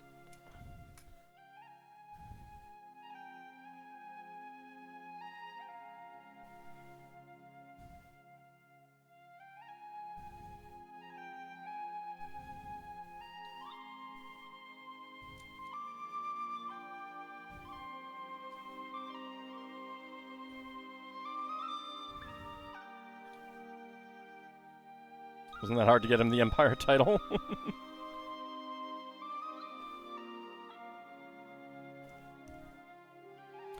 Alright, let's see.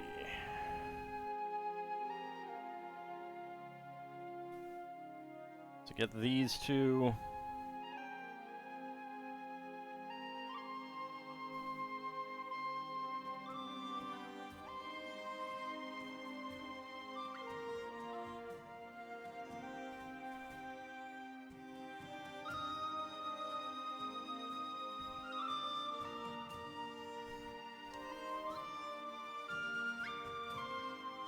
Alright. Now, the light blue is up top. So let's get these on.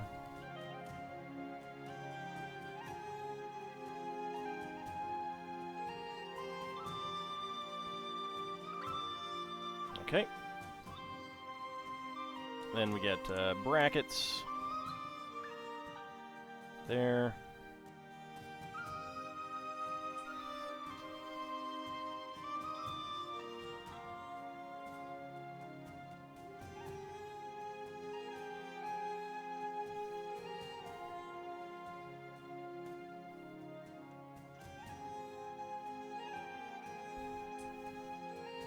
Okay, so there we go.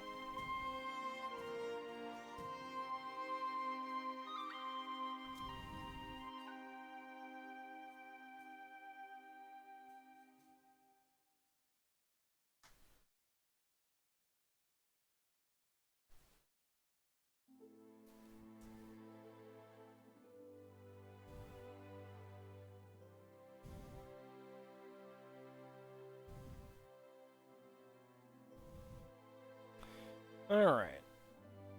So the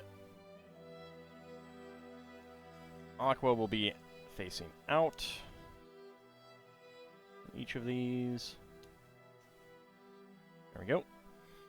That is a very interesting way of making a big 6x6 square. Had not really thought too much about doing that.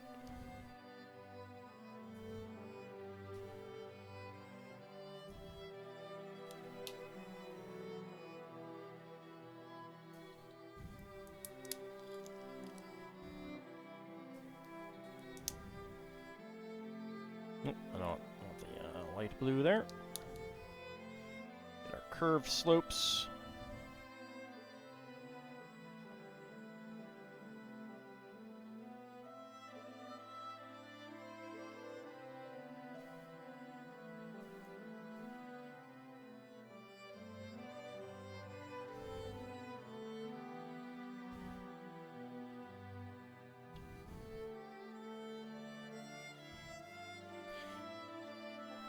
Now there is this little gap there, which they usually do something to try to fill, and I'm not sure what they might do. I don't know if they're gonna do anything to fill that. We'll see in a moment.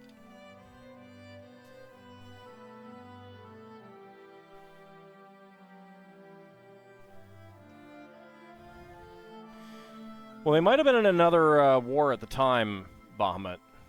Did you take a look?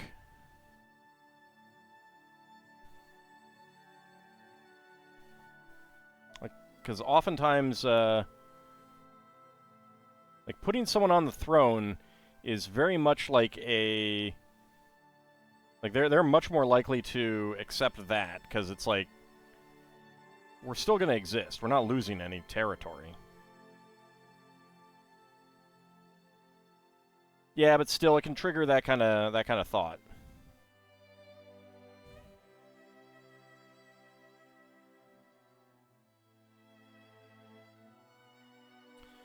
Alright, so...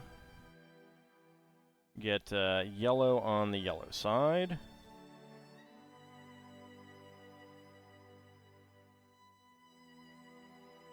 And blue on the blue side.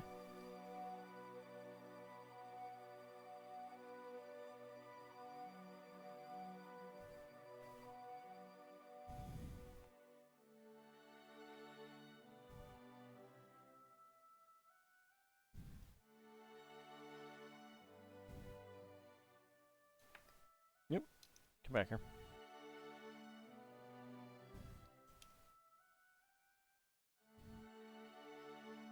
There we go. Alright.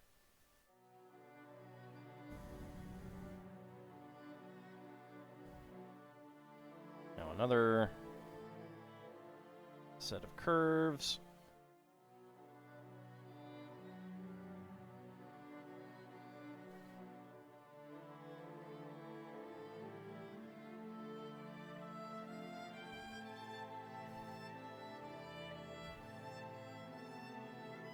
Okay. And that is going to be offset.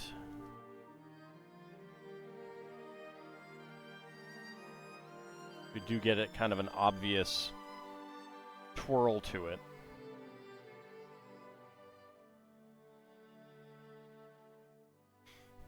Alright, and then finally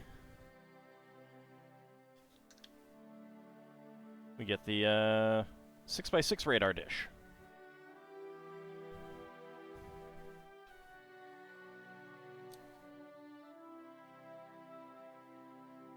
And that goes right up here. There we go. Big ol' moon there. Screw attack. Yep, Samus is around. Alright, so spare parts. We've got an orange 1x1 cylinder plate, bright orange 1x1 cylinder tile, and a bright, not bright, an aqua 1x1 plate. It's not a space station. It's not a space station. That's not what it is. Alright. Let's go ahead and put that back there for now, because bag number 8, or bags number 8. Sorry you had to say it. I guess it's okay. I'll accept it this time. Get out there, thank you.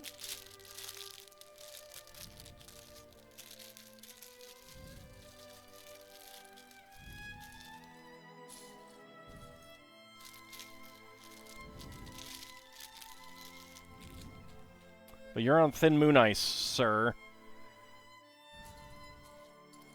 Unless, of course, you paid me some moon bucks.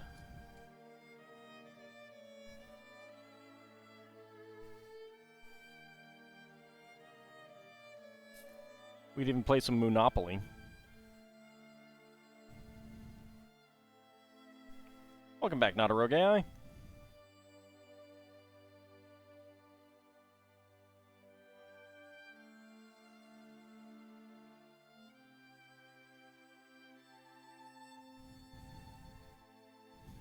There we go.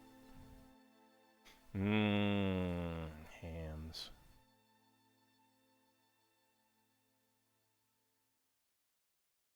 I should rewatch Moon Zero too. I love that episode.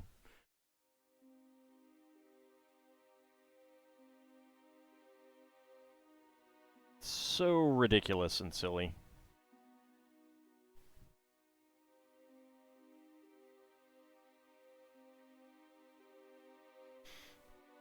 Alright. And 1x4. 1x1.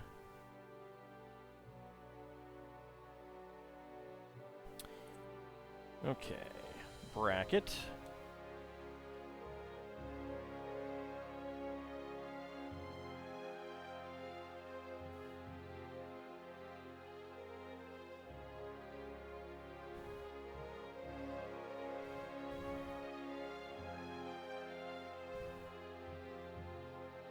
Alright, then we have the other brackets here.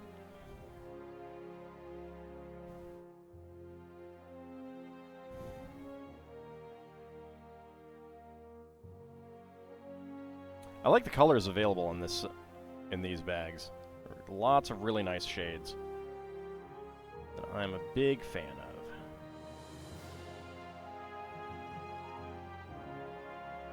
Okay, next up we get these. He's notorious.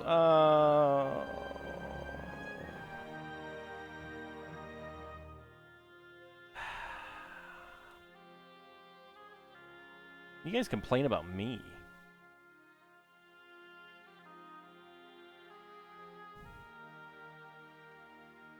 As if you're any better.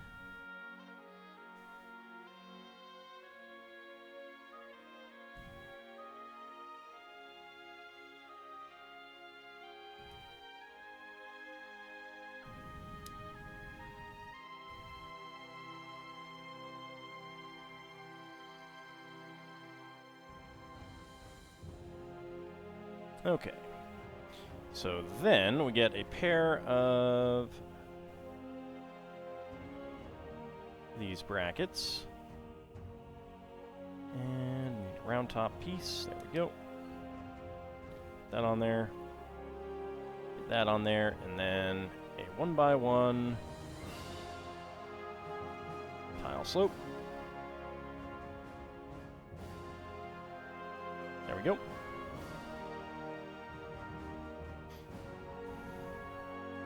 Okay, this goes right here.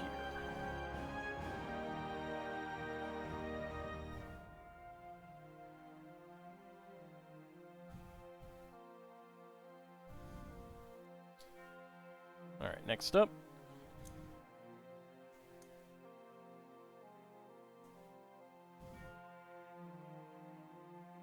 I mean, puns are better when I make them. Like, this is just a fact.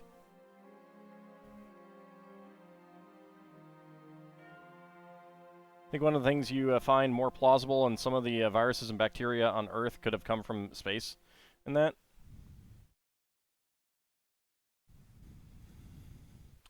I don't find it particularly plausible that the viruses might. It's possible that some organic material that made up the first life may have. Doesn't necessarily mean that life originated elsewhere beyond Earth, although that's possible.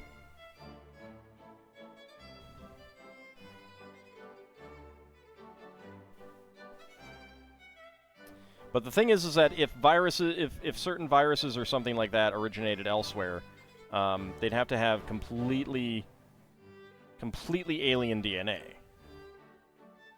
And I don't think we found anything that does.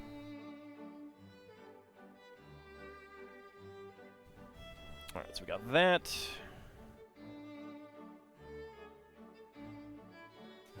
There's that.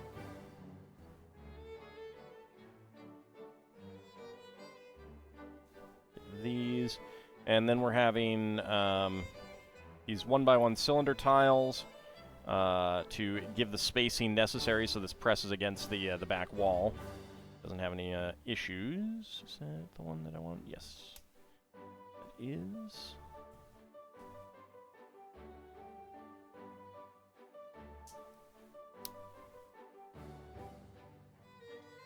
Olive green 1x2. Olive green 1x2 curved slope.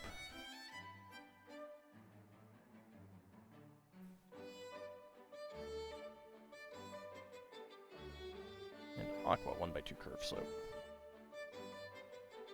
What would alien DNA look like? Well,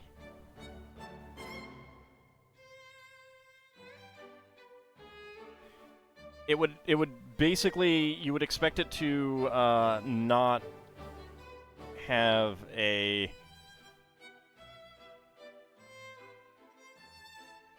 traceable genome to other human life. Well, I mean, not human, other biological life here.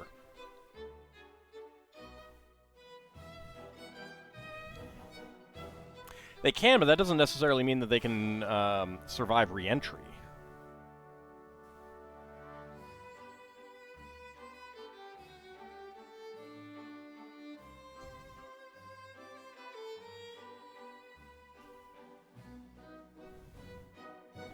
Like, one of the problems that we would, like,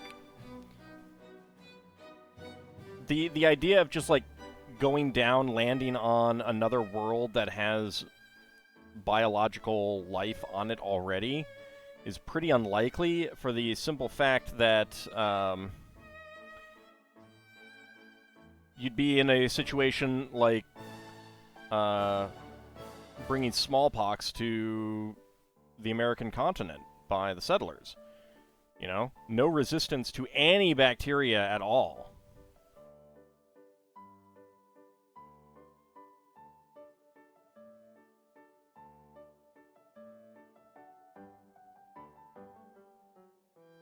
Wait a second. 243, 243. Oh, alright. I see. I see what's going on.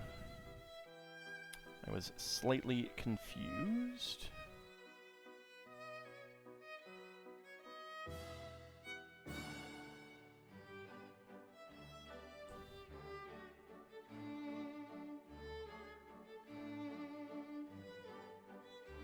That was part of the plot in The Martian, you believe? I have not seen that, so I don't know myself. And howdy, Double Choco Chip. How's it going?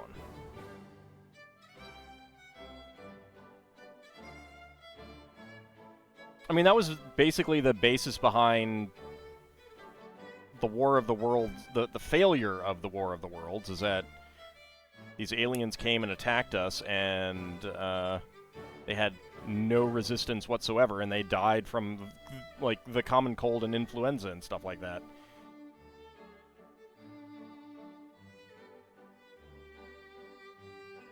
Of course, the likelihood that something would come here like that with the plan of invading and wouldn't expect that is kind of silly. Not to say that they could do anything about it, but not expecting that is kind of silly.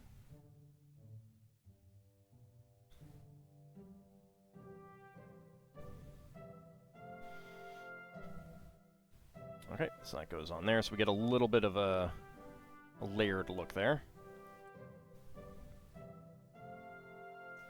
Clearly send robots first to collect and study samples.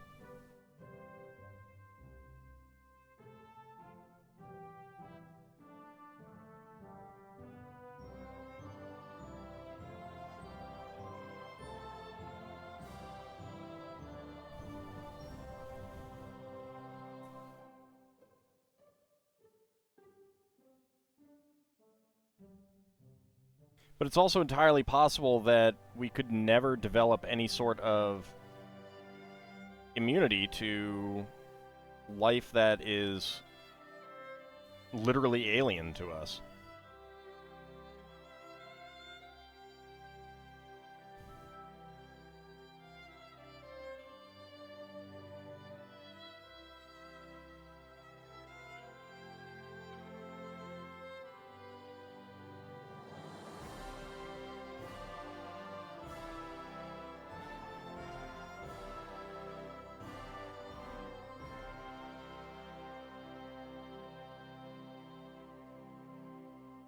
Alright, so we got a little curl there. Connect that in, move it up there.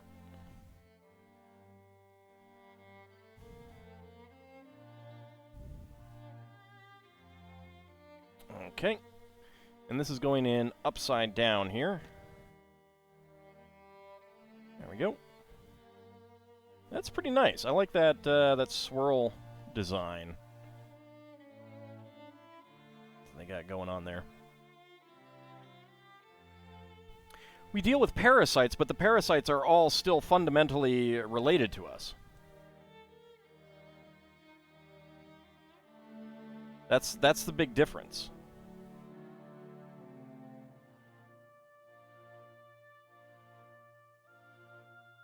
Like, our bodies can't deal with something like microplastics.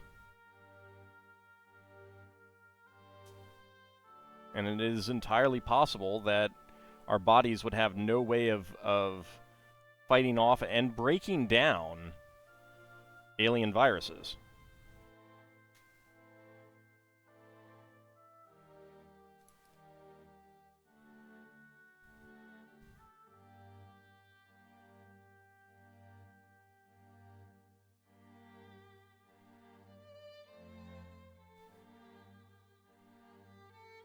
Well, part of it is, like, it gets to an element of something that is, right now, just impossible to know.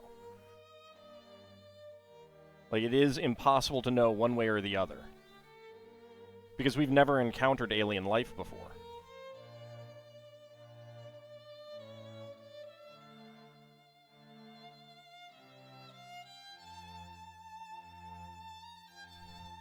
So it really is impossible to know whether we could develop anything to protect us.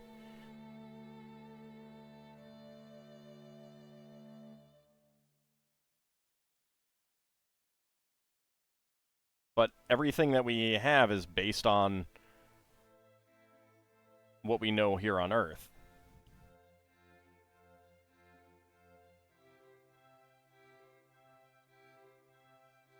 Like, something to alien animals that is functionally just the common cold could be virulently deadly to us.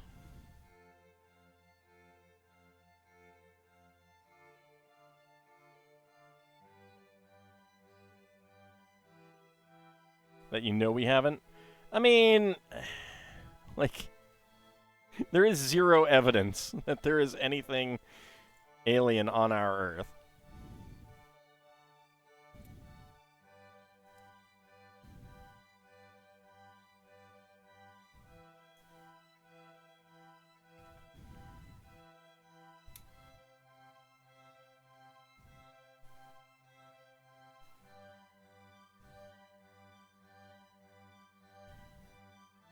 No, and we probably won't be able to identify all single-celled animals either.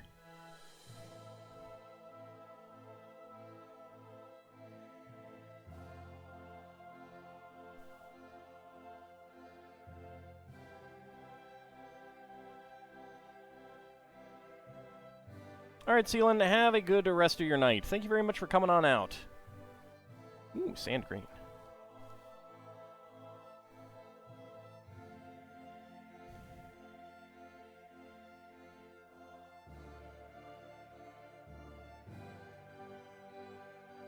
But it's one of those things that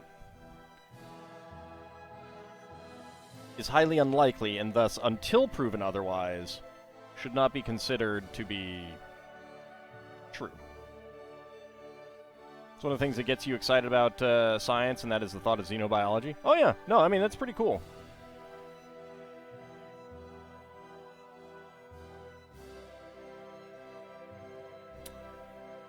Don't get me wrong, that is pretty cool.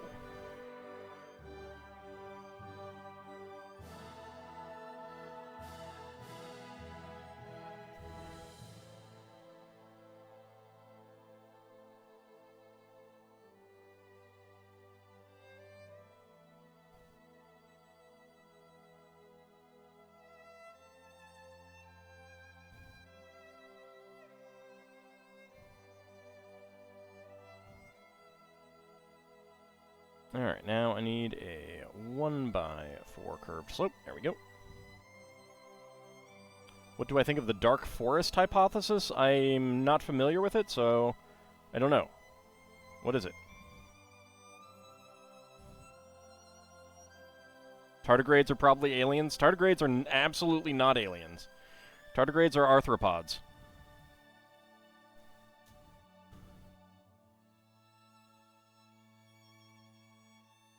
It's an answer to the Fermi paradox. You will have to refresh my memory as to what the Fermi paradox is. I know what it is, but I don't recall what it is. Conjecture that many alien civilizations exist throughout the universe, but they are both silent and hostile, maintaining their undetectability for fear of being destroyed by another hostile and undetectable civilization. It is one of many possible explanations for the Fermi paradox, which contrasts the lack of contact with alien life with the potential for such contact. Ah, yes. Okay. Yeah, I am familiar with the Fermi paradox now.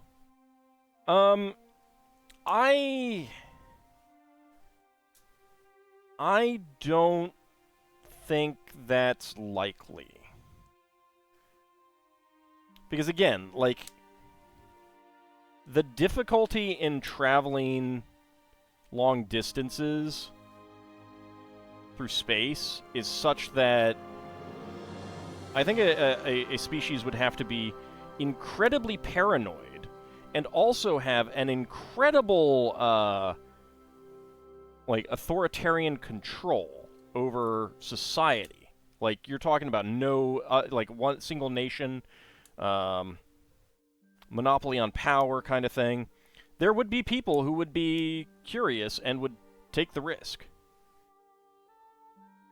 I think. Tardigrades are cute, yeah. But they're also arthropods. Like, I said on a previous stream, I noted on a previous stream that the four... So all arthropods are made up of repeating segments. And in certain creatures, they merge to form different things. The head of an insect, specifically the insect branch of arthropods, the head is actually 4 of those segments. And the tardigrade itself is 4 segments, and those 4 segments are the exact same segments that make up an insect's head.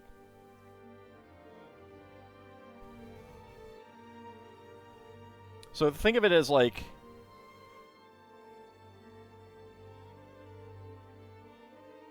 So, like, a tardigrade is these 4 one by ones. An insect has stacked all these together, and then more segments that the tardigrade doesn't have form the rest of the body. Arthropods can't be aliens? Well, but tardigrades are genetically related to known arthropods. So no, like, those can't be, because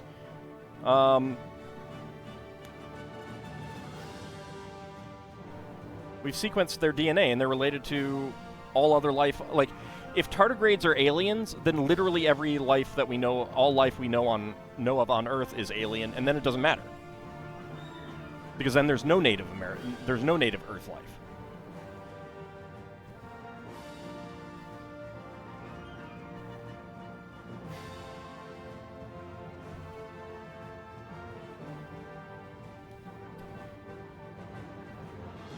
Okay, let's see. This one gets on here. There we go. I misspoke.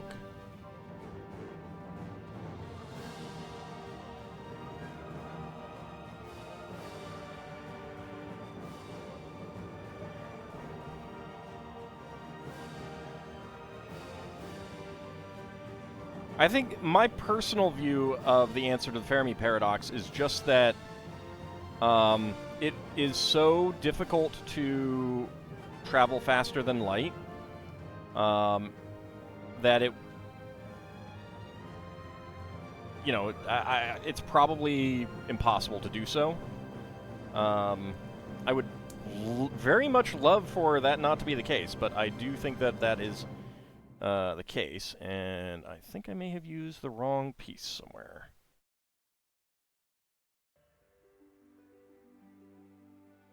Hold on.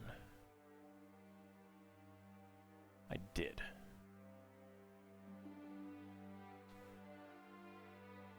Yeah. It worked because this is a, this click hinge piece can, and often does, is used for clips, but we actually want this 1x2 with bar. There we go. So that'll be a little bit more solid.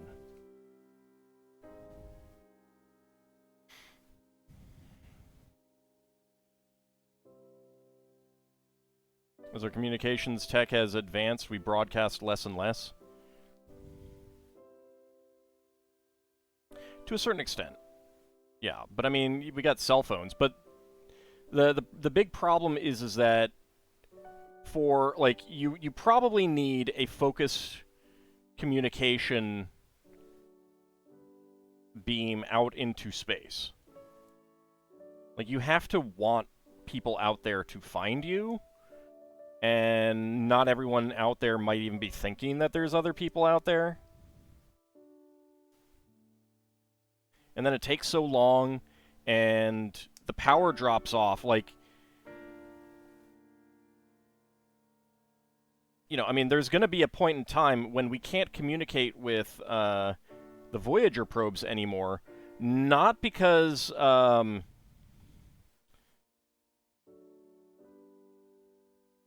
not because they break down. They will. But more so because we just can't get a signal to them that it can read, and then they can transmit back.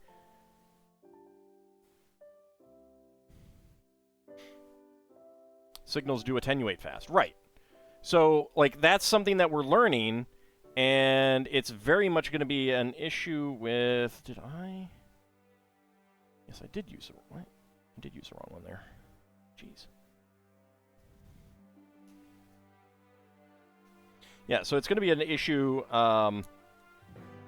that it is very likely that we just can't pick up signals from out there because they've attenuated too much.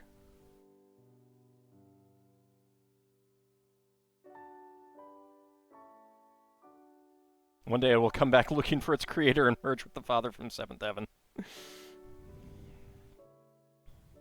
Yes, it will merge with the Decker unit.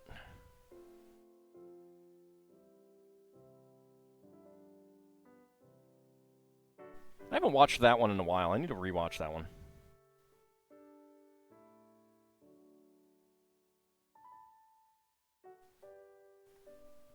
It gets a bad rap. Too bad of a rap.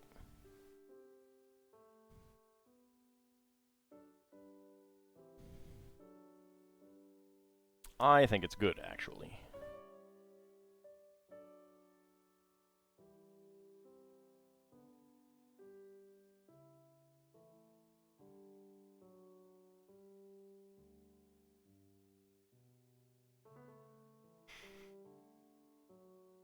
Okay, I have used the wrong piece somewhere else. That is one of the problems with these very, very similar shades.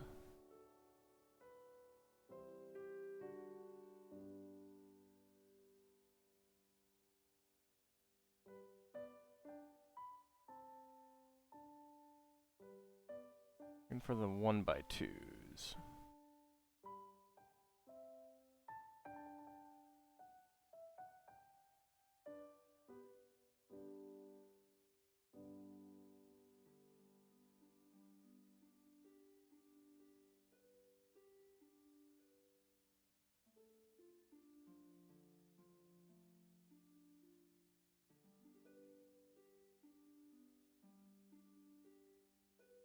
Hmm.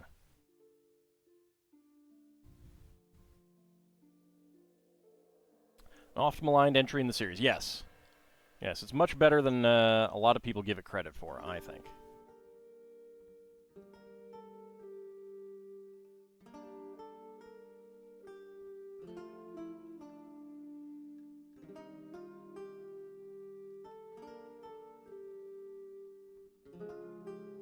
Alright, that's all those 1x2s. Now what about this one?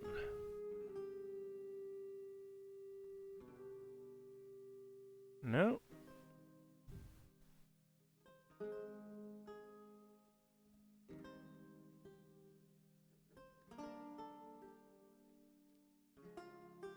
Oh, wait, I think I see what I did.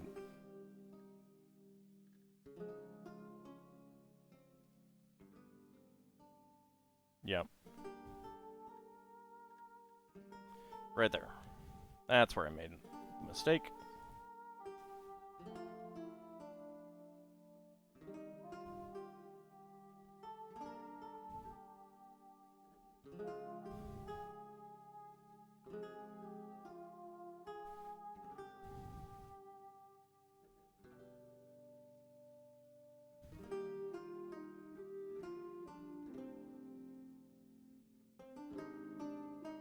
Okay. Not as bad as 5? Well, no. The 5 is, 5 has some interesting ideas, but it's bad in multiple ways.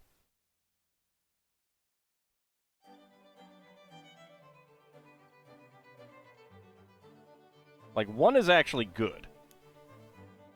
Especially when you compare it to what else was going on at the time. Like, Star Trek the Motion Picture specifically came out because of Star Wars. But it was not trying to be Star Wars. Like, they could have absolutely done a, you know, like an action-heavy Star Trek movie, which, you know, ended up being like all of the new Star Trek movies, the reboot movies. It was trying to be Star Trek as Star Trek as it could be. Yeah.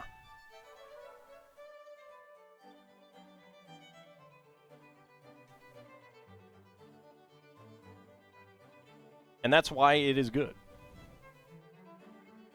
And there's also good character study stuff in it.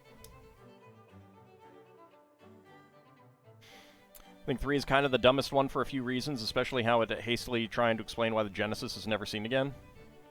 I mean, I think that, you know, like, as was mentioned, the fact that it could be a weapon of mass destruction is,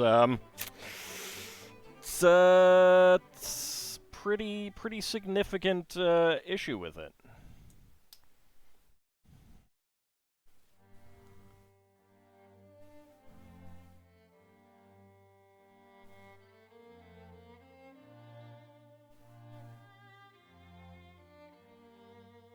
According to your dad, is that the motion picture would be better if it cut down on a lot of the drawn out cinematic stuff. I don't know. When I next rewatch it, I'll give that some thought. I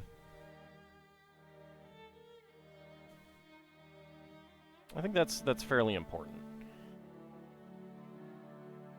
I mean, Star Trek II is good in its own right, and is very, very different. A very different kind of movie. And it's basically a submarine movie.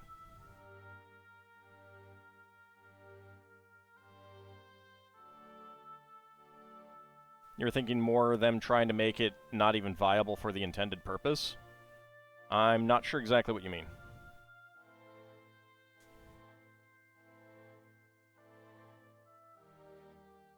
Yeah. Yeah, it definitely does.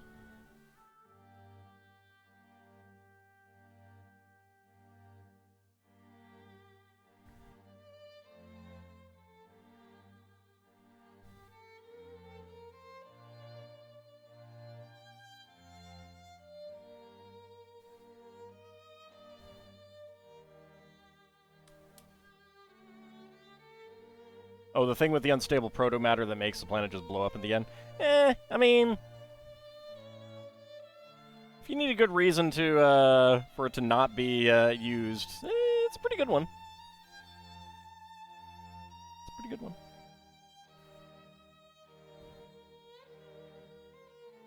I don't know. I don't mind that kind of thing. It doesn't bother me.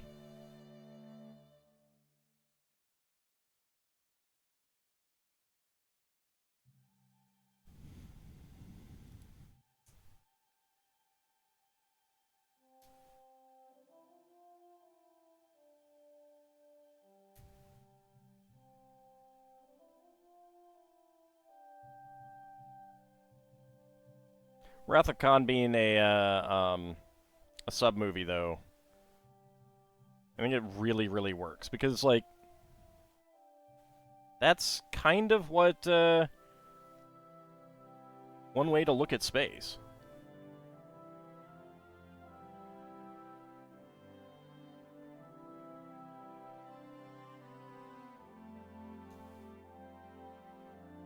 Okay, there we go.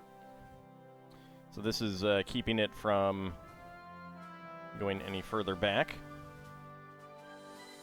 Undiscovered Country is your favorite? I mean, that is a fantastic one. Also, a very interesting movie about the post-Cold War period. The sort of person that wonders why and is bothered by the Klingons don't keep pursuing the firing while cloaked bird of prey from Undiscovered Country.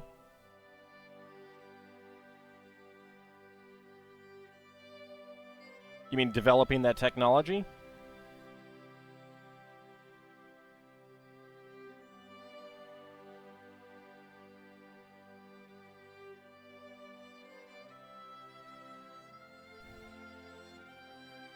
Yeah, I don't know. I can't remember what whether they gave any reasons for that.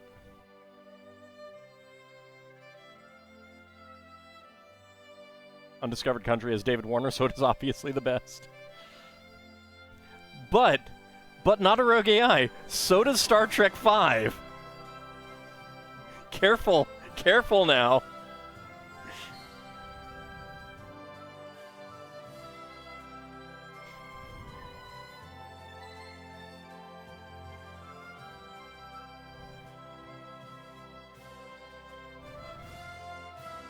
Alright, this one clips on right there. Get another swirl there, and this one is going... Did I miss some?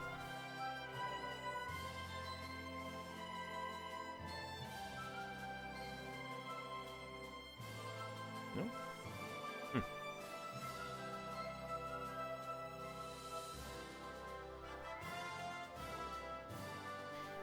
Okay, and this goes on right there. Oh, I do see... Okay, that should do it. That is the piece that I missed.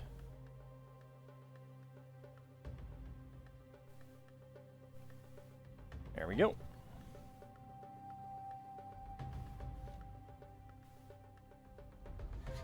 Okay. Spare parts. Olive green and light blue 1x1 plate. Light blue 1x1 tile slope. tan 1x1 tile, and gray 1x1 cylinder tile with top peg.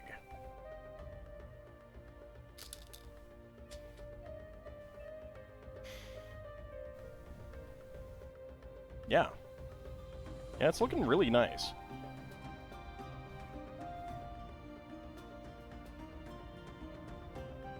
Okay, bag number 9.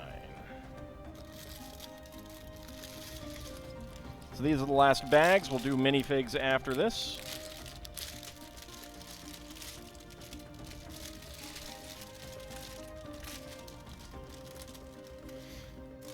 One reason to justify Space Forces organized on naval lines is naval vessels traditionally needed to be self-sufficient and tolerate long periods alone. Yeah, that's a good, good reason.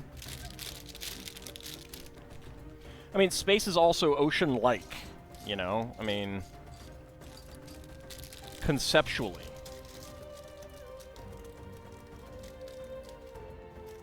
Also, Ald, you will not apologize for thinking David Warner was a wonderful actor who could elevate many things. I mean, yeah, but he was also in Quest of the Delta Knights. I'm just saying. I'm just saying. I just like to point out that really good actors have done some really bad things too. I mean, they got to pay their bills. I don't mind at all. And sometimes, like a lot of the really bad things that David Warner has been in and other actors like that, you can see that they're just having fun. Like I haven't actually seen it myself, but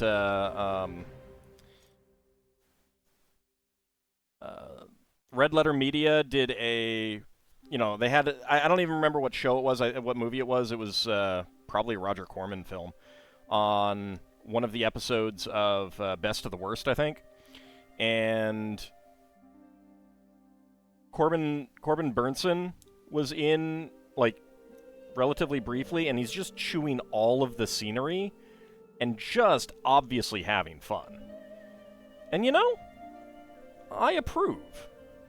Someone can be a fantastic actor that can elevate many shows, but there are some shows that just can't be elevated. That said, they are elevated beyond what they, you know, how bad they would be. Star Trek V would be worse without David Warner. Quest of the Delta Knights would be worse without David Warner. These are facts. They are uncontrovertible. Incontrovertible. Can't be elevated enough. Yes, there you go. And howdy, Farron. Corbin Burnson was wonderful in that old Psych show. Yeah.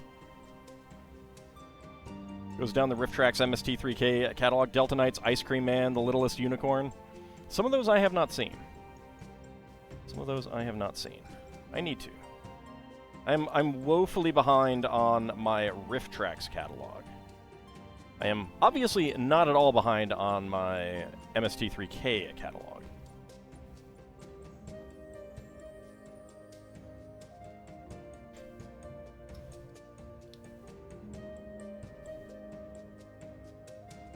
Oh, interesting. Okay. So we got our S brackets here. Oh man, I gotta try this out sometime. This is a really neat method here. Ice Cream Man makes the rounds on the Rift Tracks Twitch. Yeah, my problem. Yeah, I know that Clint Howard is the villain. My problem with the Rift Tracks Twitch is that ads play like every 10 minutes.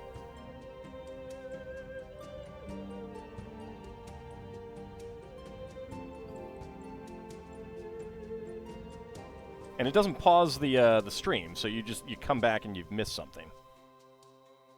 You bit the bullet and subbed. Well, I mean, that's obviously what it's there for, but I have so much MST3K that I don't need to do that, and I can buy the Rift Tracks. Star Trek V also has your favorite iteration of the Klingon theme.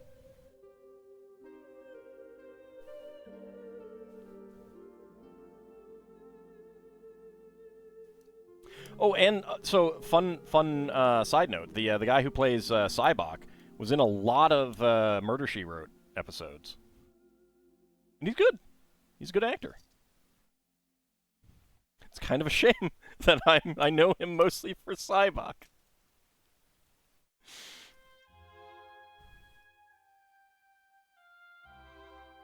They've also been posting some of their movies on YouTube for free. Oh, yeah. Yeah. But obviously not all of them.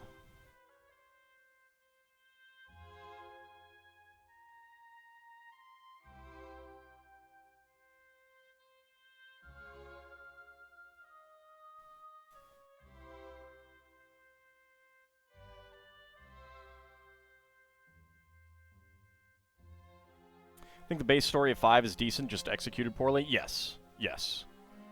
And some people didn't want to be there, and it kind of shows.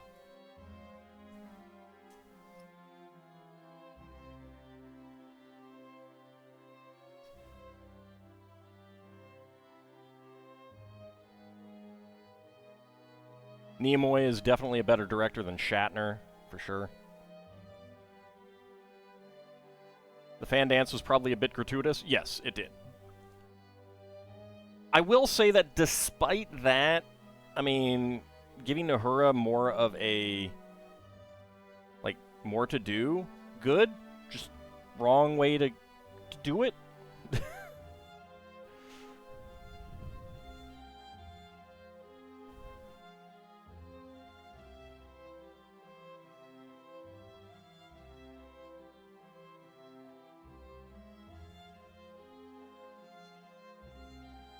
Still have to be hungry for 50 minutes before you can eat and then go to sleep? Why do you have to wait 50 minutes?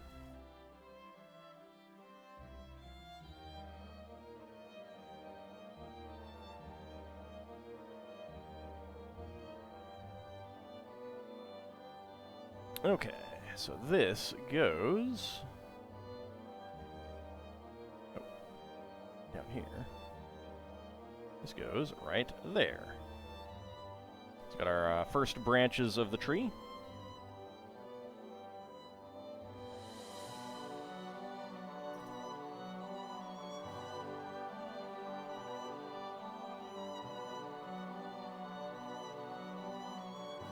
Medicine requires it. Ah, fair enough, fair enough.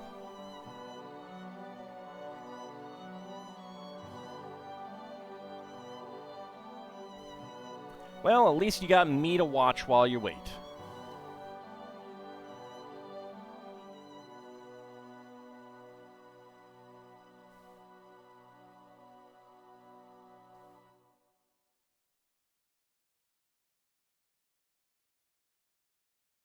Love how Star Trek Online revisits Nimbus 3, and it's still a dusty hellhole where people go to be forgotten. I feel like Nimbus 3 got mentioned in one of the later Star Treks, too. Like Next Generation or DS9.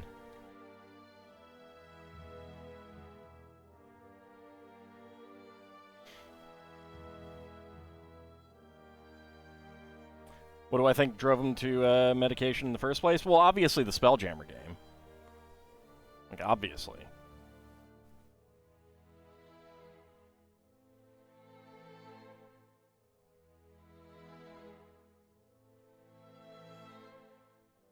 Seeing a beloved companion lose their life is obviously gonna do that.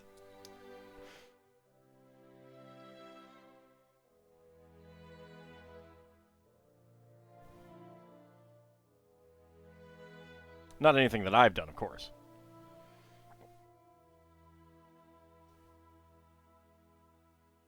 There we go. Oop. Let me actually swap that around.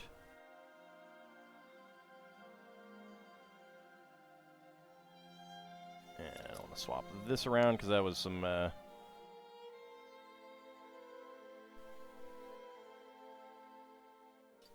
mold marks were showing. Jeez, mold mark is showing here too. Got all those wrong.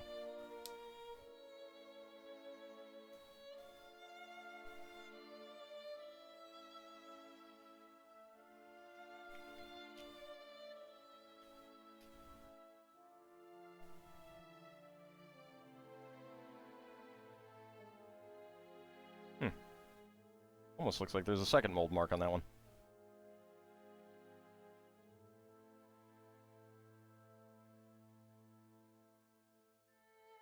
Not yet, Tom Brown.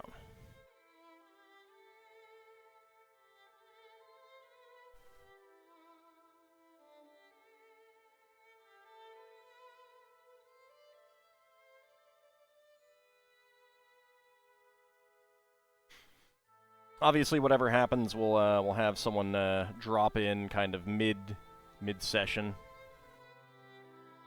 Lower Decks reinvented the Syndicate, where instead of the lower classes being the ones you'd expect to be neck-deep in all the piracy, it's the noble houses that are, and they make damn sure that no piracy goes on near their space. Bad for business. The Syndicate. What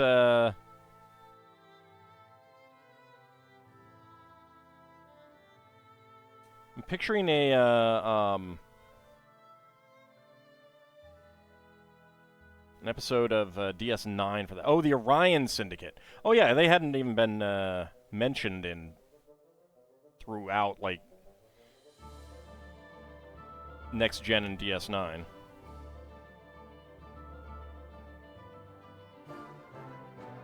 Okay, let's close the window. It is getting a little chilly in here now. Just a tad. Skosh. A smidge.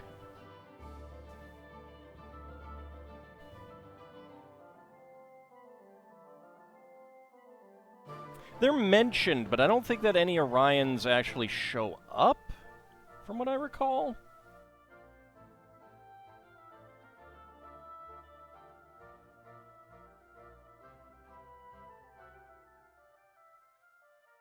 It's one of the things that really disappointed me about Next Gen and DS9. You get mentioned once in the original series, a lot in the animated series, brought up in DS9 through their non-Orion operatives.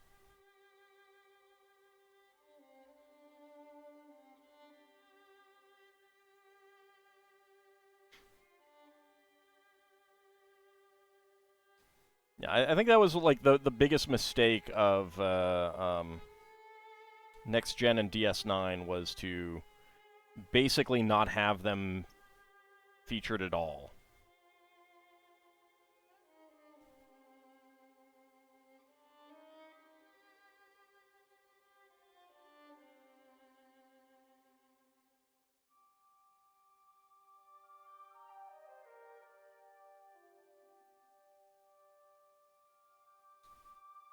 There we go, got that one in. Okay, next up.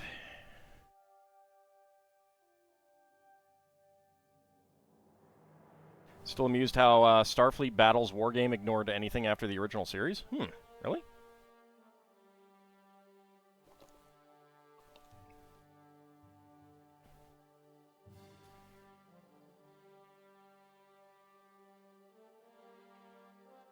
I don't know anything about the games.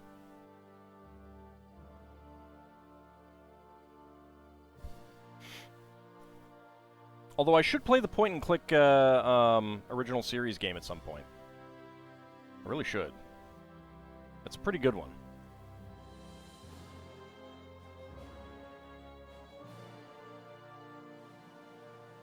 Not sure if that's canon or not.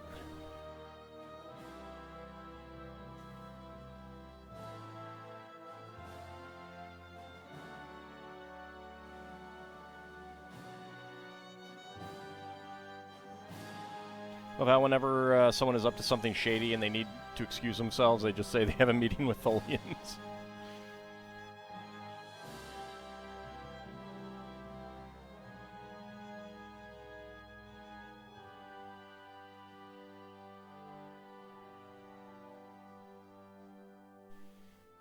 Alright, that is right on there.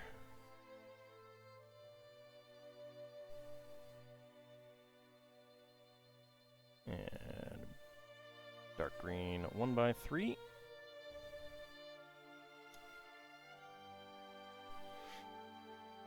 There we go.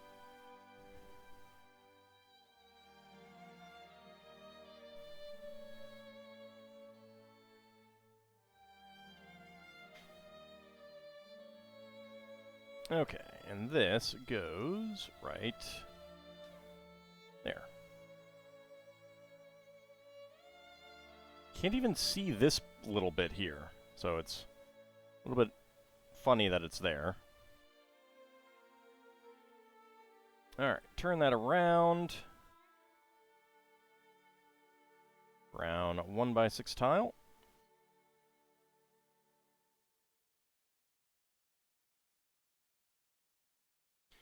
Of course, they have weird info like the main guns on some ships taking 15 minutes to recharge. What, some of the games?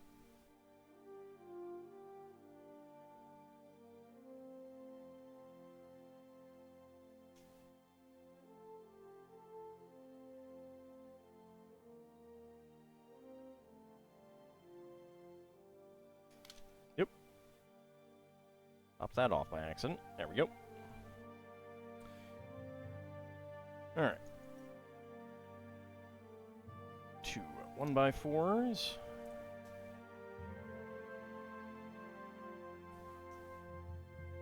Yeah, I've seen the adventure game played, but don't remember all the details. I know that they did tend to reference a lot of classic episodes, like a lot of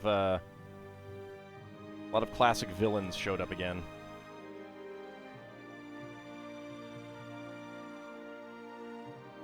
Well, I'm thinking of the point-and-click adventure game.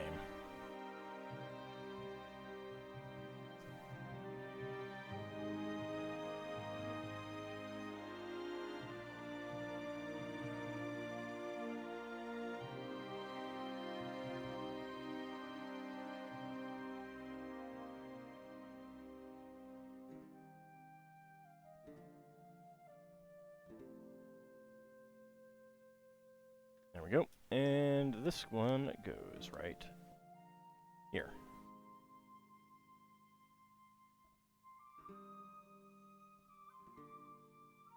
Starfleet battles, oldest version at least, in that continuity weapons have long recharge cycles. Putting bets down on Ald saves coming to save the red shirts? I mean, the big thing would be to, yeah, like, save, let them die so we can see their deaths, and then, reload and do it properly. That's how you play a point-and-click adventure game. Seems less like a tree and more like some wooden Lovecraftian tentacle monster. Why not both?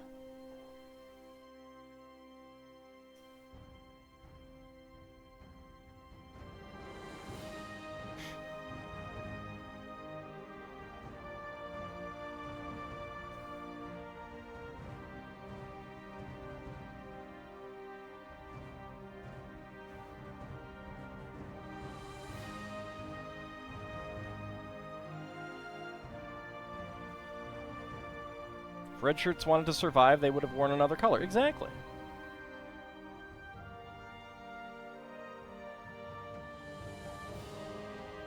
There we go. Have I played Maniac Mansion? I have not. I've seen it played, but I have not played it myself.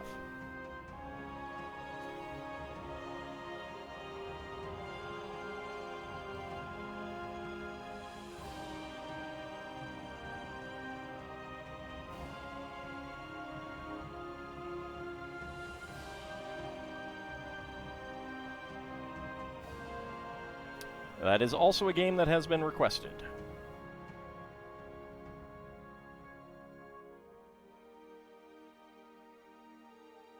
Also seen some theories as to what would have happened if Voyager had tried to find the Bajoran wormhole's Gamma Quadrant end to get home. And for the most part, it would have been best described as they wouldn't have known about the Dominion War and paid for that. Yeah.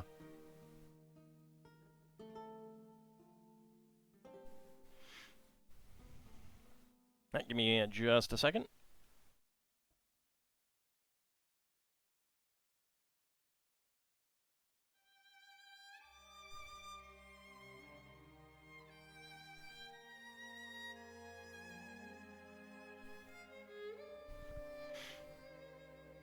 Alright, there we go. And back to this.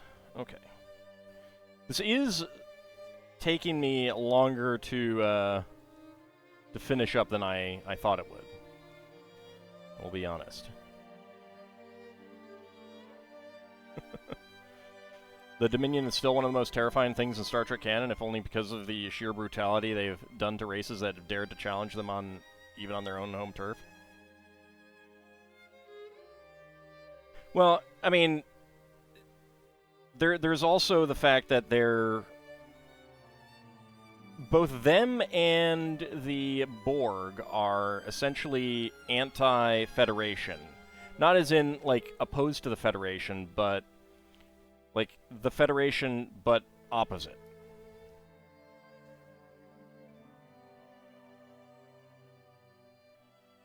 In different ways.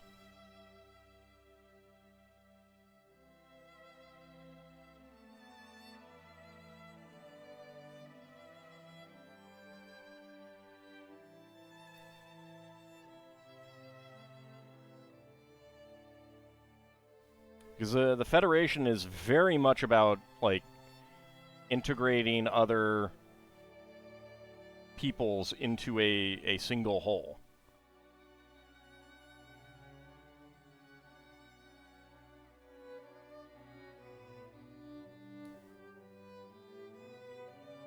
And to a certain extent, both the Dominion and the Borg are the same.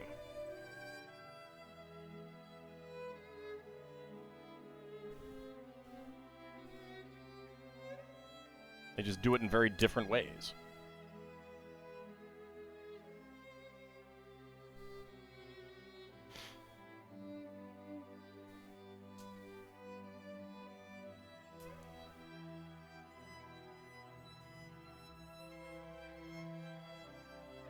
Very different philosophical ideas to the same thing. Oh, I need to make 2 of these.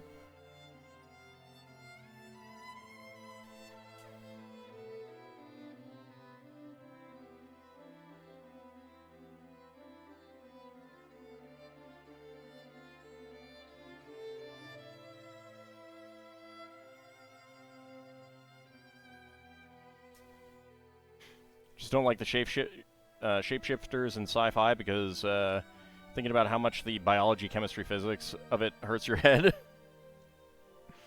That's fair. That's fair.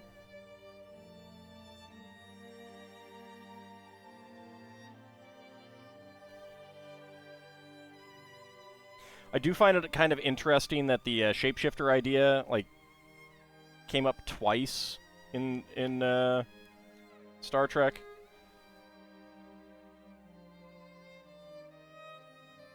And yet they never really did anything with the shapeshifters from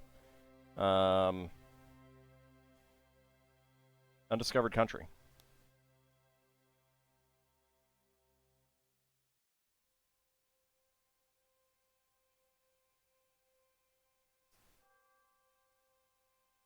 Are we getting Star Peace? I mean, there's Battle Beyond the Stars.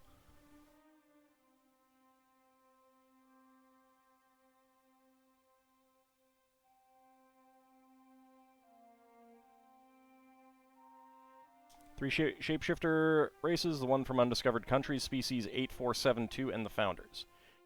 Wait, Species 8472, weren't they, those are the insectoids from the other dimension in, Voyager, aren't they? I don't think they were, yeah, I don't think they were shapeshifters.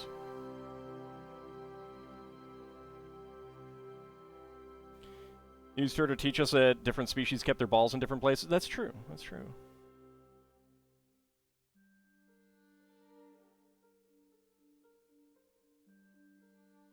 Remember the that episode, the one episode Wesley Crusher had the hots for an alien princess?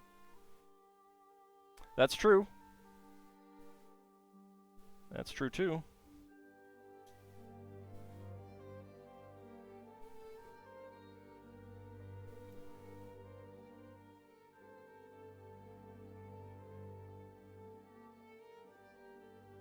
As it stands right now, Spelljammer is on tomorrow, Keith Ellery.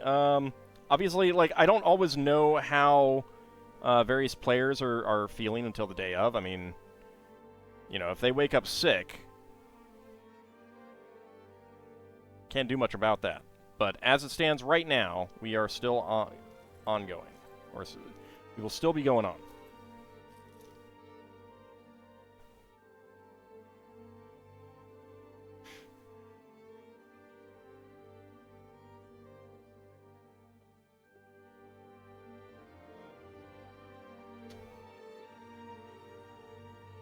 All right, there we go. So we get the tree in there.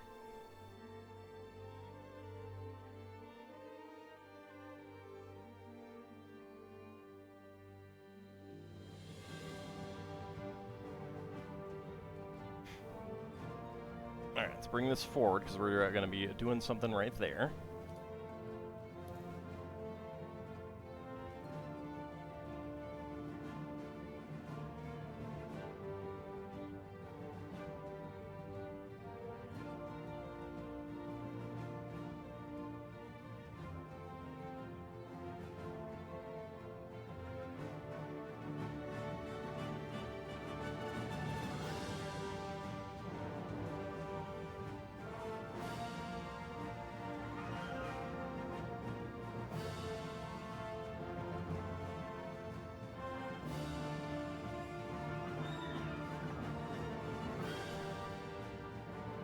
Like, occasionally I know in advance, like, if people are out of town, obviously, but, yeah, if people are sick, I don't know that until the day of. Unless they've been sick in advance. And even then, it's a case of, like, they might feel better. Like, if they're feeling bad on Friday, they might feel better on Saturday. So I definitely cancel as early as I can when something comes up, but sometimes that is literally right before the game.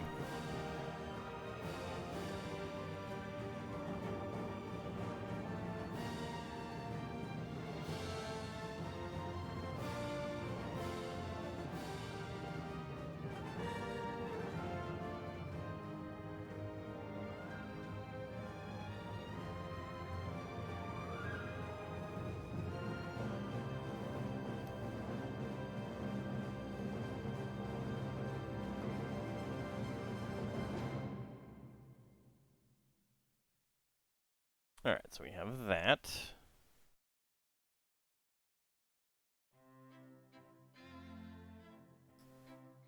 Dark orange. Sand green. Bright blue, or light blue.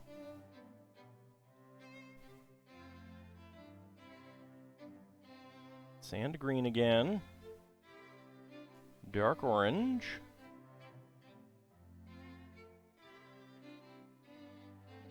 And then sand blue, light blue again. There we go. And then a 3L bar here.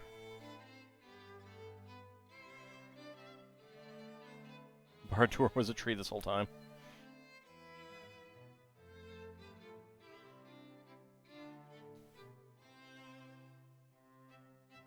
Okay, and it gets on there. Next up.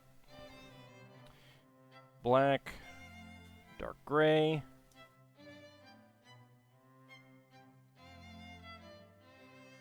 Pretty sure the Dominion could come up with some form of virus that depopulated cube fast. I don't know about that, but the fact that the Borg couldn't assimilate the Founders, that would be a big issue for the Borg.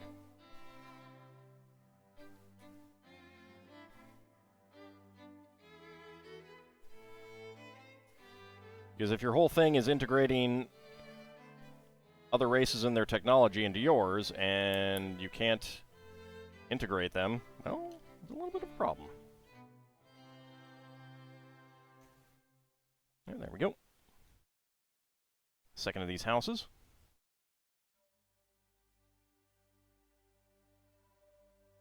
The one Saurian race? Oh, you mean the literal dinosaurs?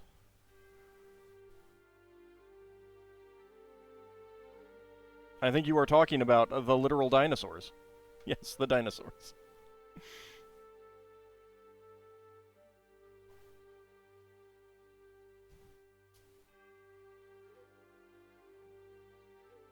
Because we can't forget the dinosaurs.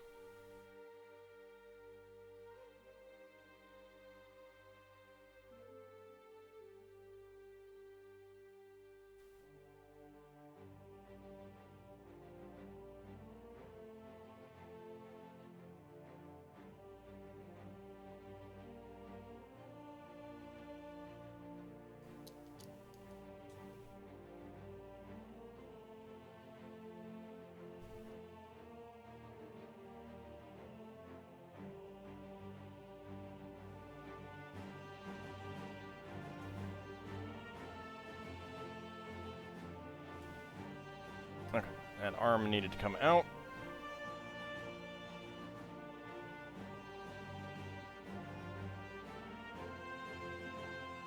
There we go.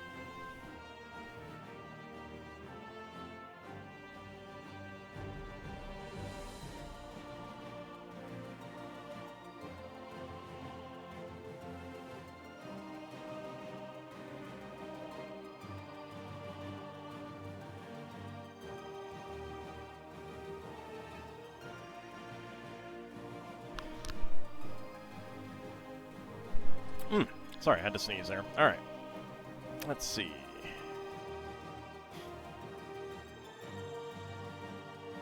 Okay, so and it does show it being hung on a wall. And we have this little arm here.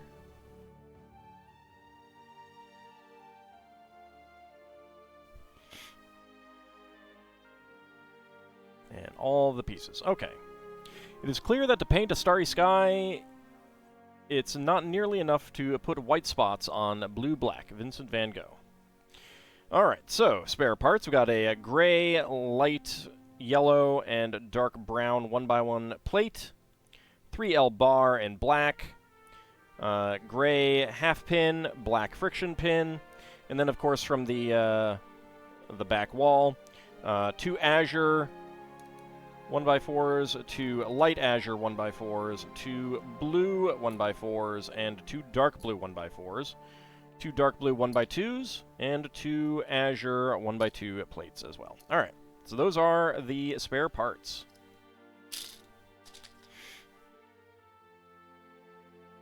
Alright, let's see. Can I get this all in the view? Yes, we can. There we go. So there is the starry sky. Very, very nice.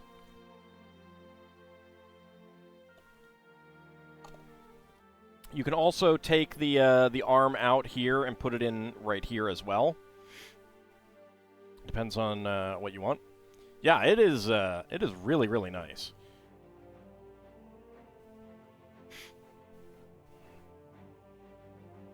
You can turn them away. Turn it back.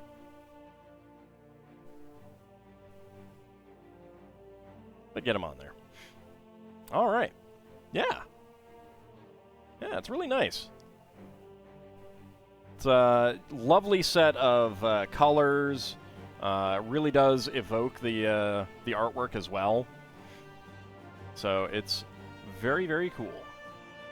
All right. So let's go ahead and put that back a bit for the moment. Go ahead and move you over there, because before we wrap up tonight, we are going to do some minifigs. So there's an upcoming set of minifigs that are actually F1 cars. I have not decided whether I want those yet. That's going to be when is that? I might only get one set. That is going to be the May set next year. So, I don't know. It's very weird. Ald is not a car man. No, Ald is not a car man. I can celebrate other people enjoying their cars, but for me, I mean, I like some cars. They look kind of neat, but, you know, like Lamborghini, it looks good. But to care enough about it, certainly F1 doesn't do much for me. All right, 13. Let's go ahead and pull out 13. 1, 2, 3, 4, 5, 6, 7, 8, 9, 10, 11, 12, 13.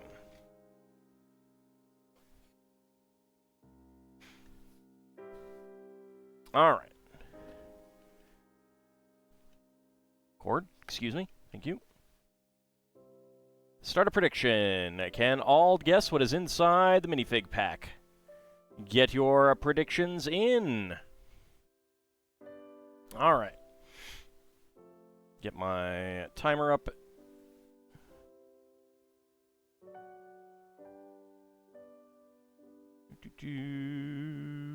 Where is that? There it is. Okay. All right.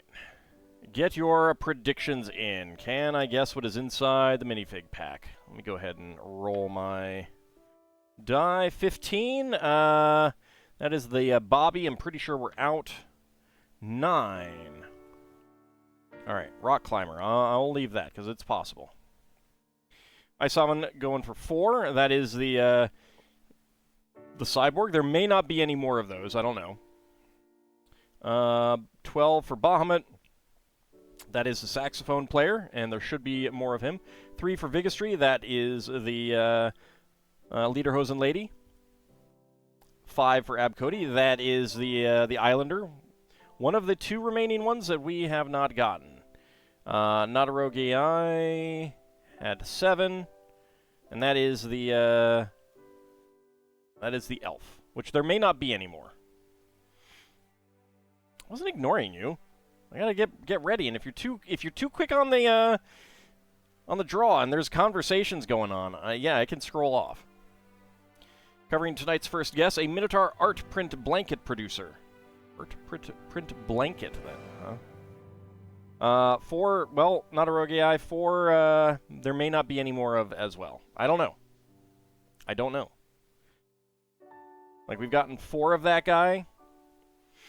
Like, there's 4 of some, there's 5 of others. There should be 3 of everything at minimum. But once you hit 3 or 4, once you hit 3, then I'm not sure when there are going to be more. So, again, the fact that we haven't gotten either of these feels weird. But I still haven't got a 5. Yeah, I saw that. You or no, was that that was Abcody, right? Sorry. Okay, so there is my timer already, and an Elithid phrenologist. They don't even need to use calipers. All right, and go.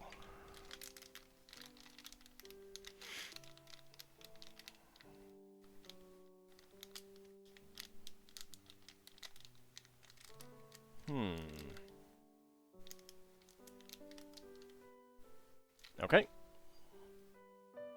17.16. I believe that we have yet another Yeti. So that would be 5.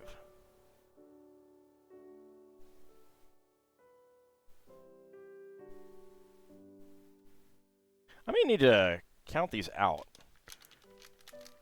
All right. Well, another Yeti. Let's see if that is correct.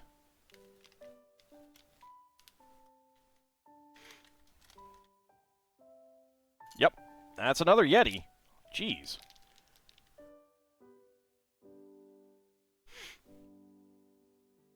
I have a much bigger Yeti from the Adventurers line somewhere around here. Just want a new minifig.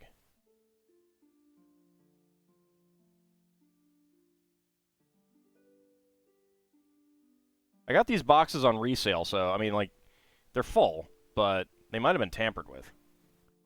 Oops. Let's see. Where is my zoom?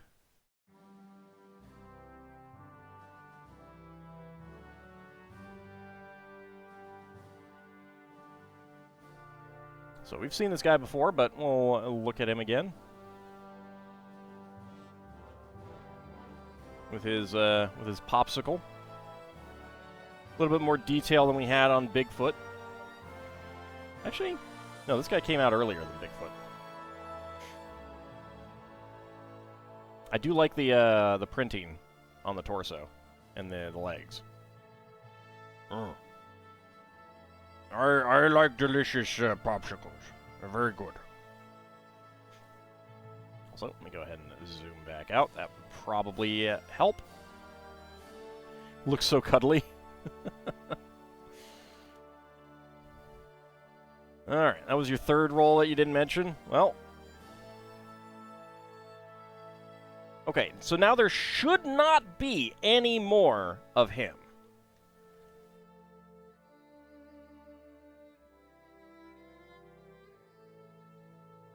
Yeah, I feel like I've gotten too many 4s and 5s.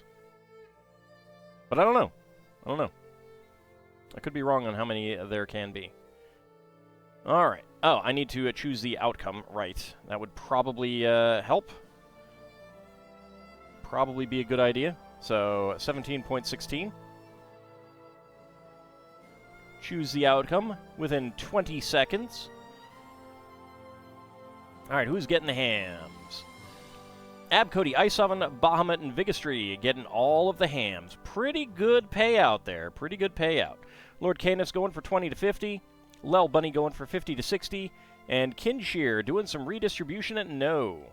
Alright, let's start a new prediction in a moment. Let's go ahead and get our next one out.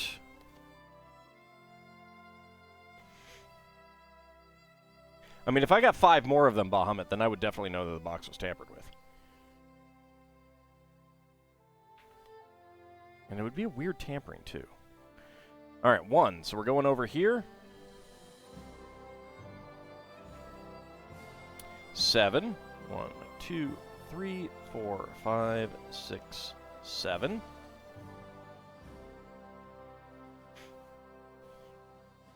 I would be mad, yeah.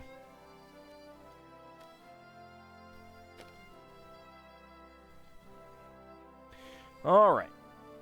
Can all guess what is inside the minifig pack? Get your predictions in. If I get Bigfoot now.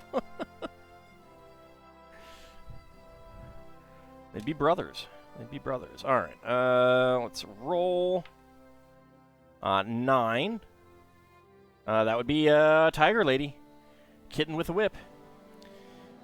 Alright, 5 for Bahamut. That would be Plant Man. 15 for Not a Rogue AI. That would be Bigfoot. Vigistry got 8. That would be a Zombie Cheerleader.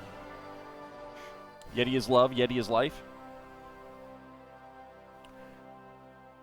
Well, I appreciate that, Kinshir, but already have wife. A Leonin Deep Sea Diver.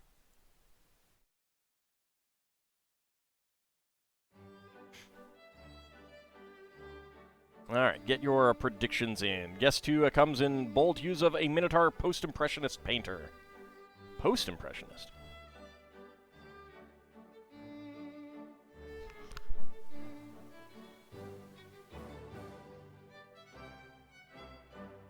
$5 for Ice Oven. That would also be the Plant Man. I might be able to get this book. I just remembered that I was going to try to get this book. See if I can get this without all this stuff falling. Don't do it. Don't do it. Don't do it. Don't fall. Oh. Okay, good. You didn't fall. Good. All right. And then move these. There we go. All right.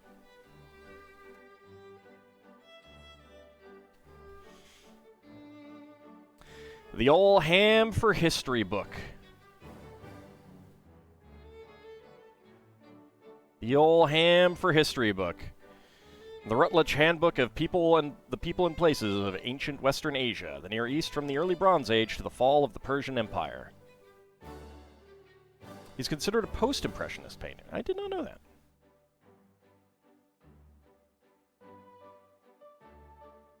We'll do a bonus Ham for History after this.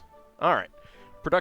Predictions are closed. Let's go ahead and put the book down there for the moment. Get my timer reset. And go.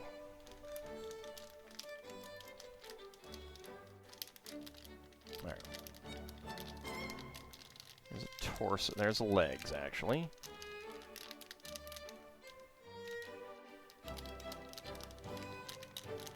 Give me something that I can feel, please. Yeah, that's the legs. It doesn't help me any. Jeez.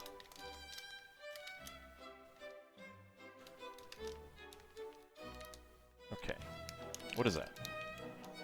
What is that?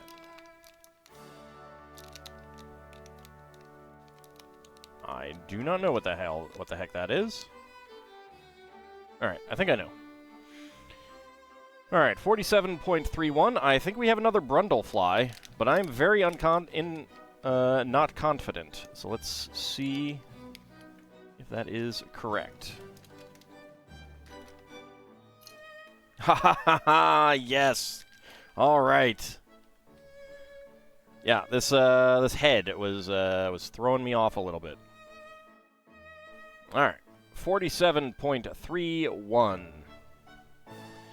Let's choose the outcome. 20 to 50 seconds. Complete that prediction. And who's getting the hams? Lord Canis, Ice Oven, Vigistry, and Kinshir getting the hams that time. Bahamut going for within 20 seconds. No one going for 50 to 60. Almost was able to take all of the hams for myself. And a Lel Bunny going for no. Did I? I don't think I did. I don't usually. Usually pretty good about not swearing. Mind you, there are certain words that I don't consider swears that other people do. Like damn.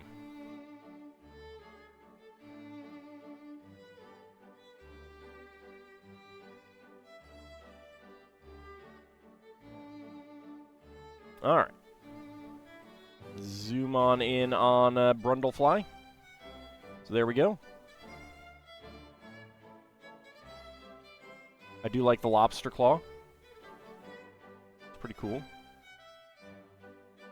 I might have to sometime try to get a lobster head and then make a Blib Dual Pool minifig. Alright. There is our second Brundlefly.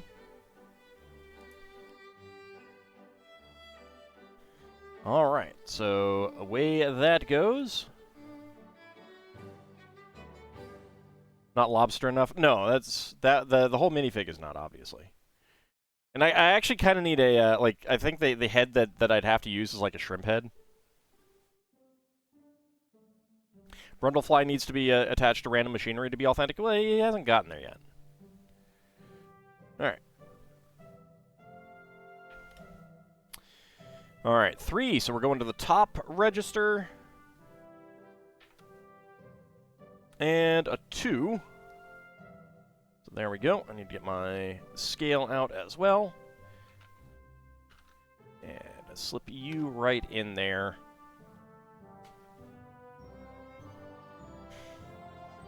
Okay. So let's start the prediction. So again, this is a little bit different. I will shake it and make a guess. Then I will roll a die. Then I will weigh it. And if none of those are correct, then no is the one that wins. So let me get my die here. Alright, so 7 for Bahamut. Let me also get my scale up, or my weight guide up. Bahamut got a 7. That would be Mad Martin. 4 for Not a Rogue AI. That would be the Dragonborn Paladin. A 3 for Vigistry. Tiefling Sorceress, which would be the last of those. And Abcody goes for 4 as well. And Ice Oven going for 6. That is the Aarakocra. Seems very biased against no result. Yes, it is. Because one of these options, the goal is to always have one of these options be a redistribution, but also long shot option. There's always a chance. There's always a chance that I will be wrong. I think we had a no on one of these boxes, in fact.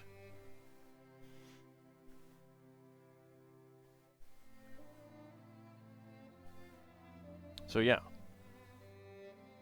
Like, that's very, very long shot. Last guess is designed for accuracy, a Minotaur Embroiderer, and a Leonin Ghostbuster team. I think that would just be priests there, Bahamut.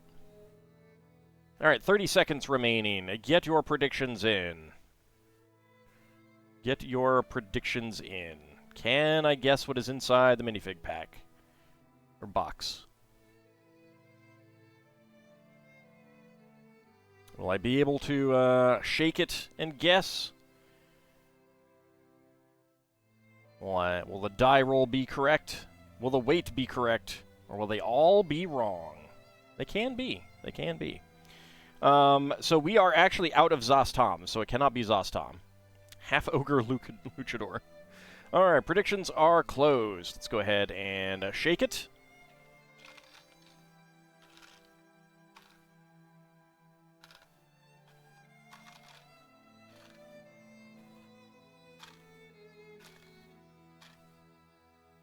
Alright, there's definitely a lot of small parts.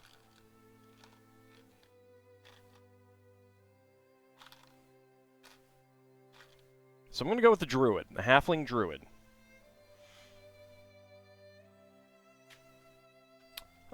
Seven, so it's saying Mad Martin. It's definitely not Mad Martin. Let's weigh it. 18.64. Definitely not the Halfling. Could be the Aarakocra.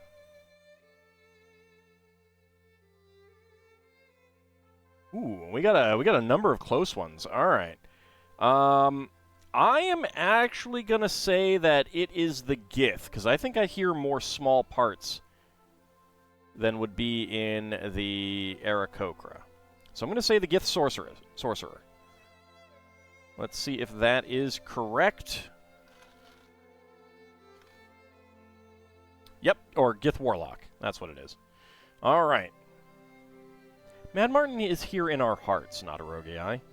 All right, so it is the Gith. So I was correct with the weight. Gith Yankee, Gith Zerai, or Gith Pirate.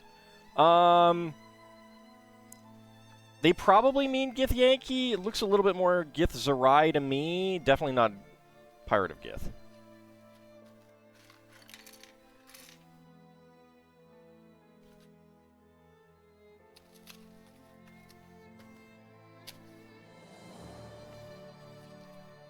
Definitely not Pirate of Gith. All right.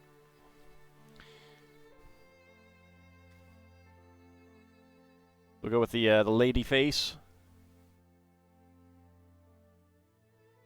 Make her happy. Why not? I made a pact with Asmodeus. I'm so happy.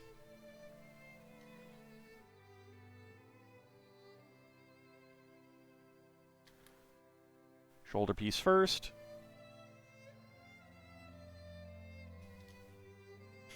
Also, the fun thing about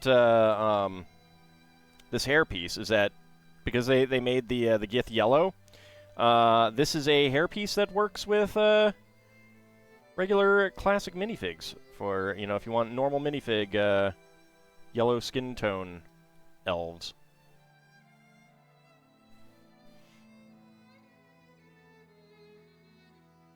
If Gith Yankee, odds are they're an undead pact warlock because of Lakith.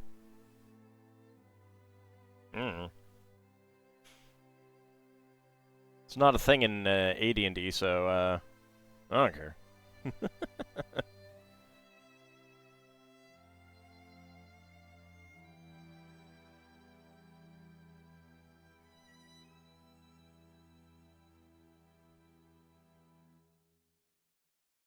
She's got her eye staff on you as well. Blackith is in 2E, yes.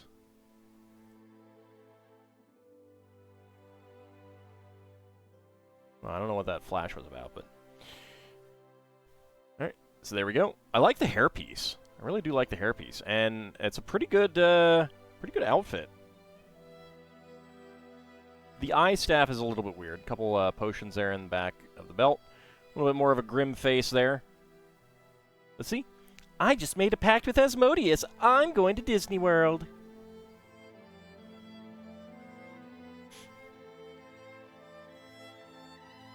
No, people could sign on the dotted line. They just didn't get a class out of it.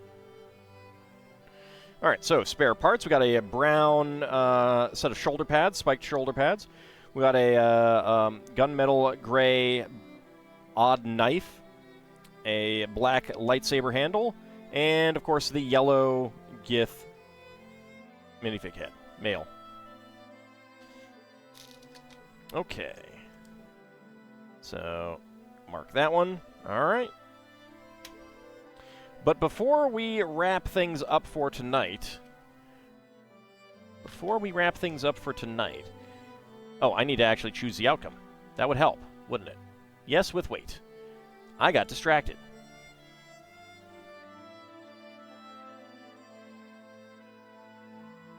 There we go.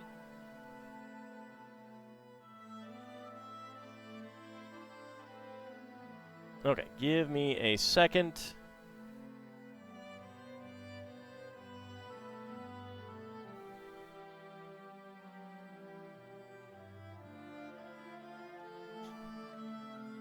I need to make sure that I'm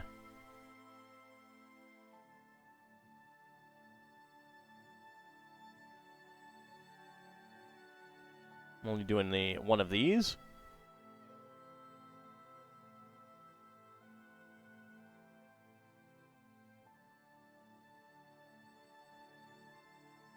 Okay, Ham for History is now open. One time only. One time only.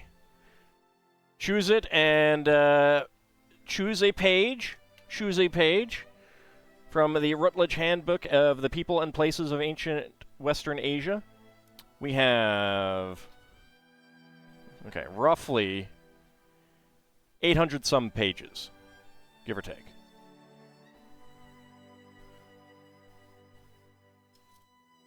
Okay, Ab Cody chooses page 58.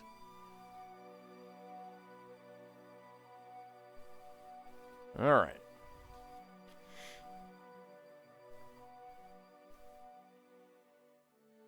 Okay, so page 58. There is only one thing to choose from here. Aramale, or Aramili, Iron Age Urartian city in eastern Anatolia, center of a province close to the Urartian royal city of Arzashkun. It is probably to be located to the southwest of Lake Urmia, though a location near the shores of Lake Van has also been proposed. The city was destroyed by the Assyrian king Shalmaneser III during his campaign into Urartian territory in his third regnal year, 856. He advanced upon the city after capturing and destroying Arzashkun, stronghold of the Urartian king Arame. The province, but not the city, of Aramili is also mentioned as the third of the 5 Urartian lands traversed by Sargon II during his 8th campaign in 714. So that has been a brief return to Ham for History. And with that, we will be wrapping it up. I hope you guys had a good time, had a good... that would not have been Sargon of Akkad. Sargon II was someone who... He was an Assyrian king, Neo-Assyrian king, who wanted to evoke the original Sargon. So he took the name. There's a few centuries difference between the two. Anyway, I want to thank you guys for coming on out. We will be back tomorrow for some Spelljammer, and then following that, we will also do some more side questing in Xenoblade Chronicles 2. We will be back on Monday for more story of Xenoblade Chronicles 2. We will be back on Wednesday for some more Lego building, another one-off build. Thanks for the stream. Thank you very much for coming on out, Set to Build. I really do appreciate it. And then Friday, we will be starting a new, longer build. What will it be? You'll have to tune in to find out. Thanks for coming out, everyone. See you next time.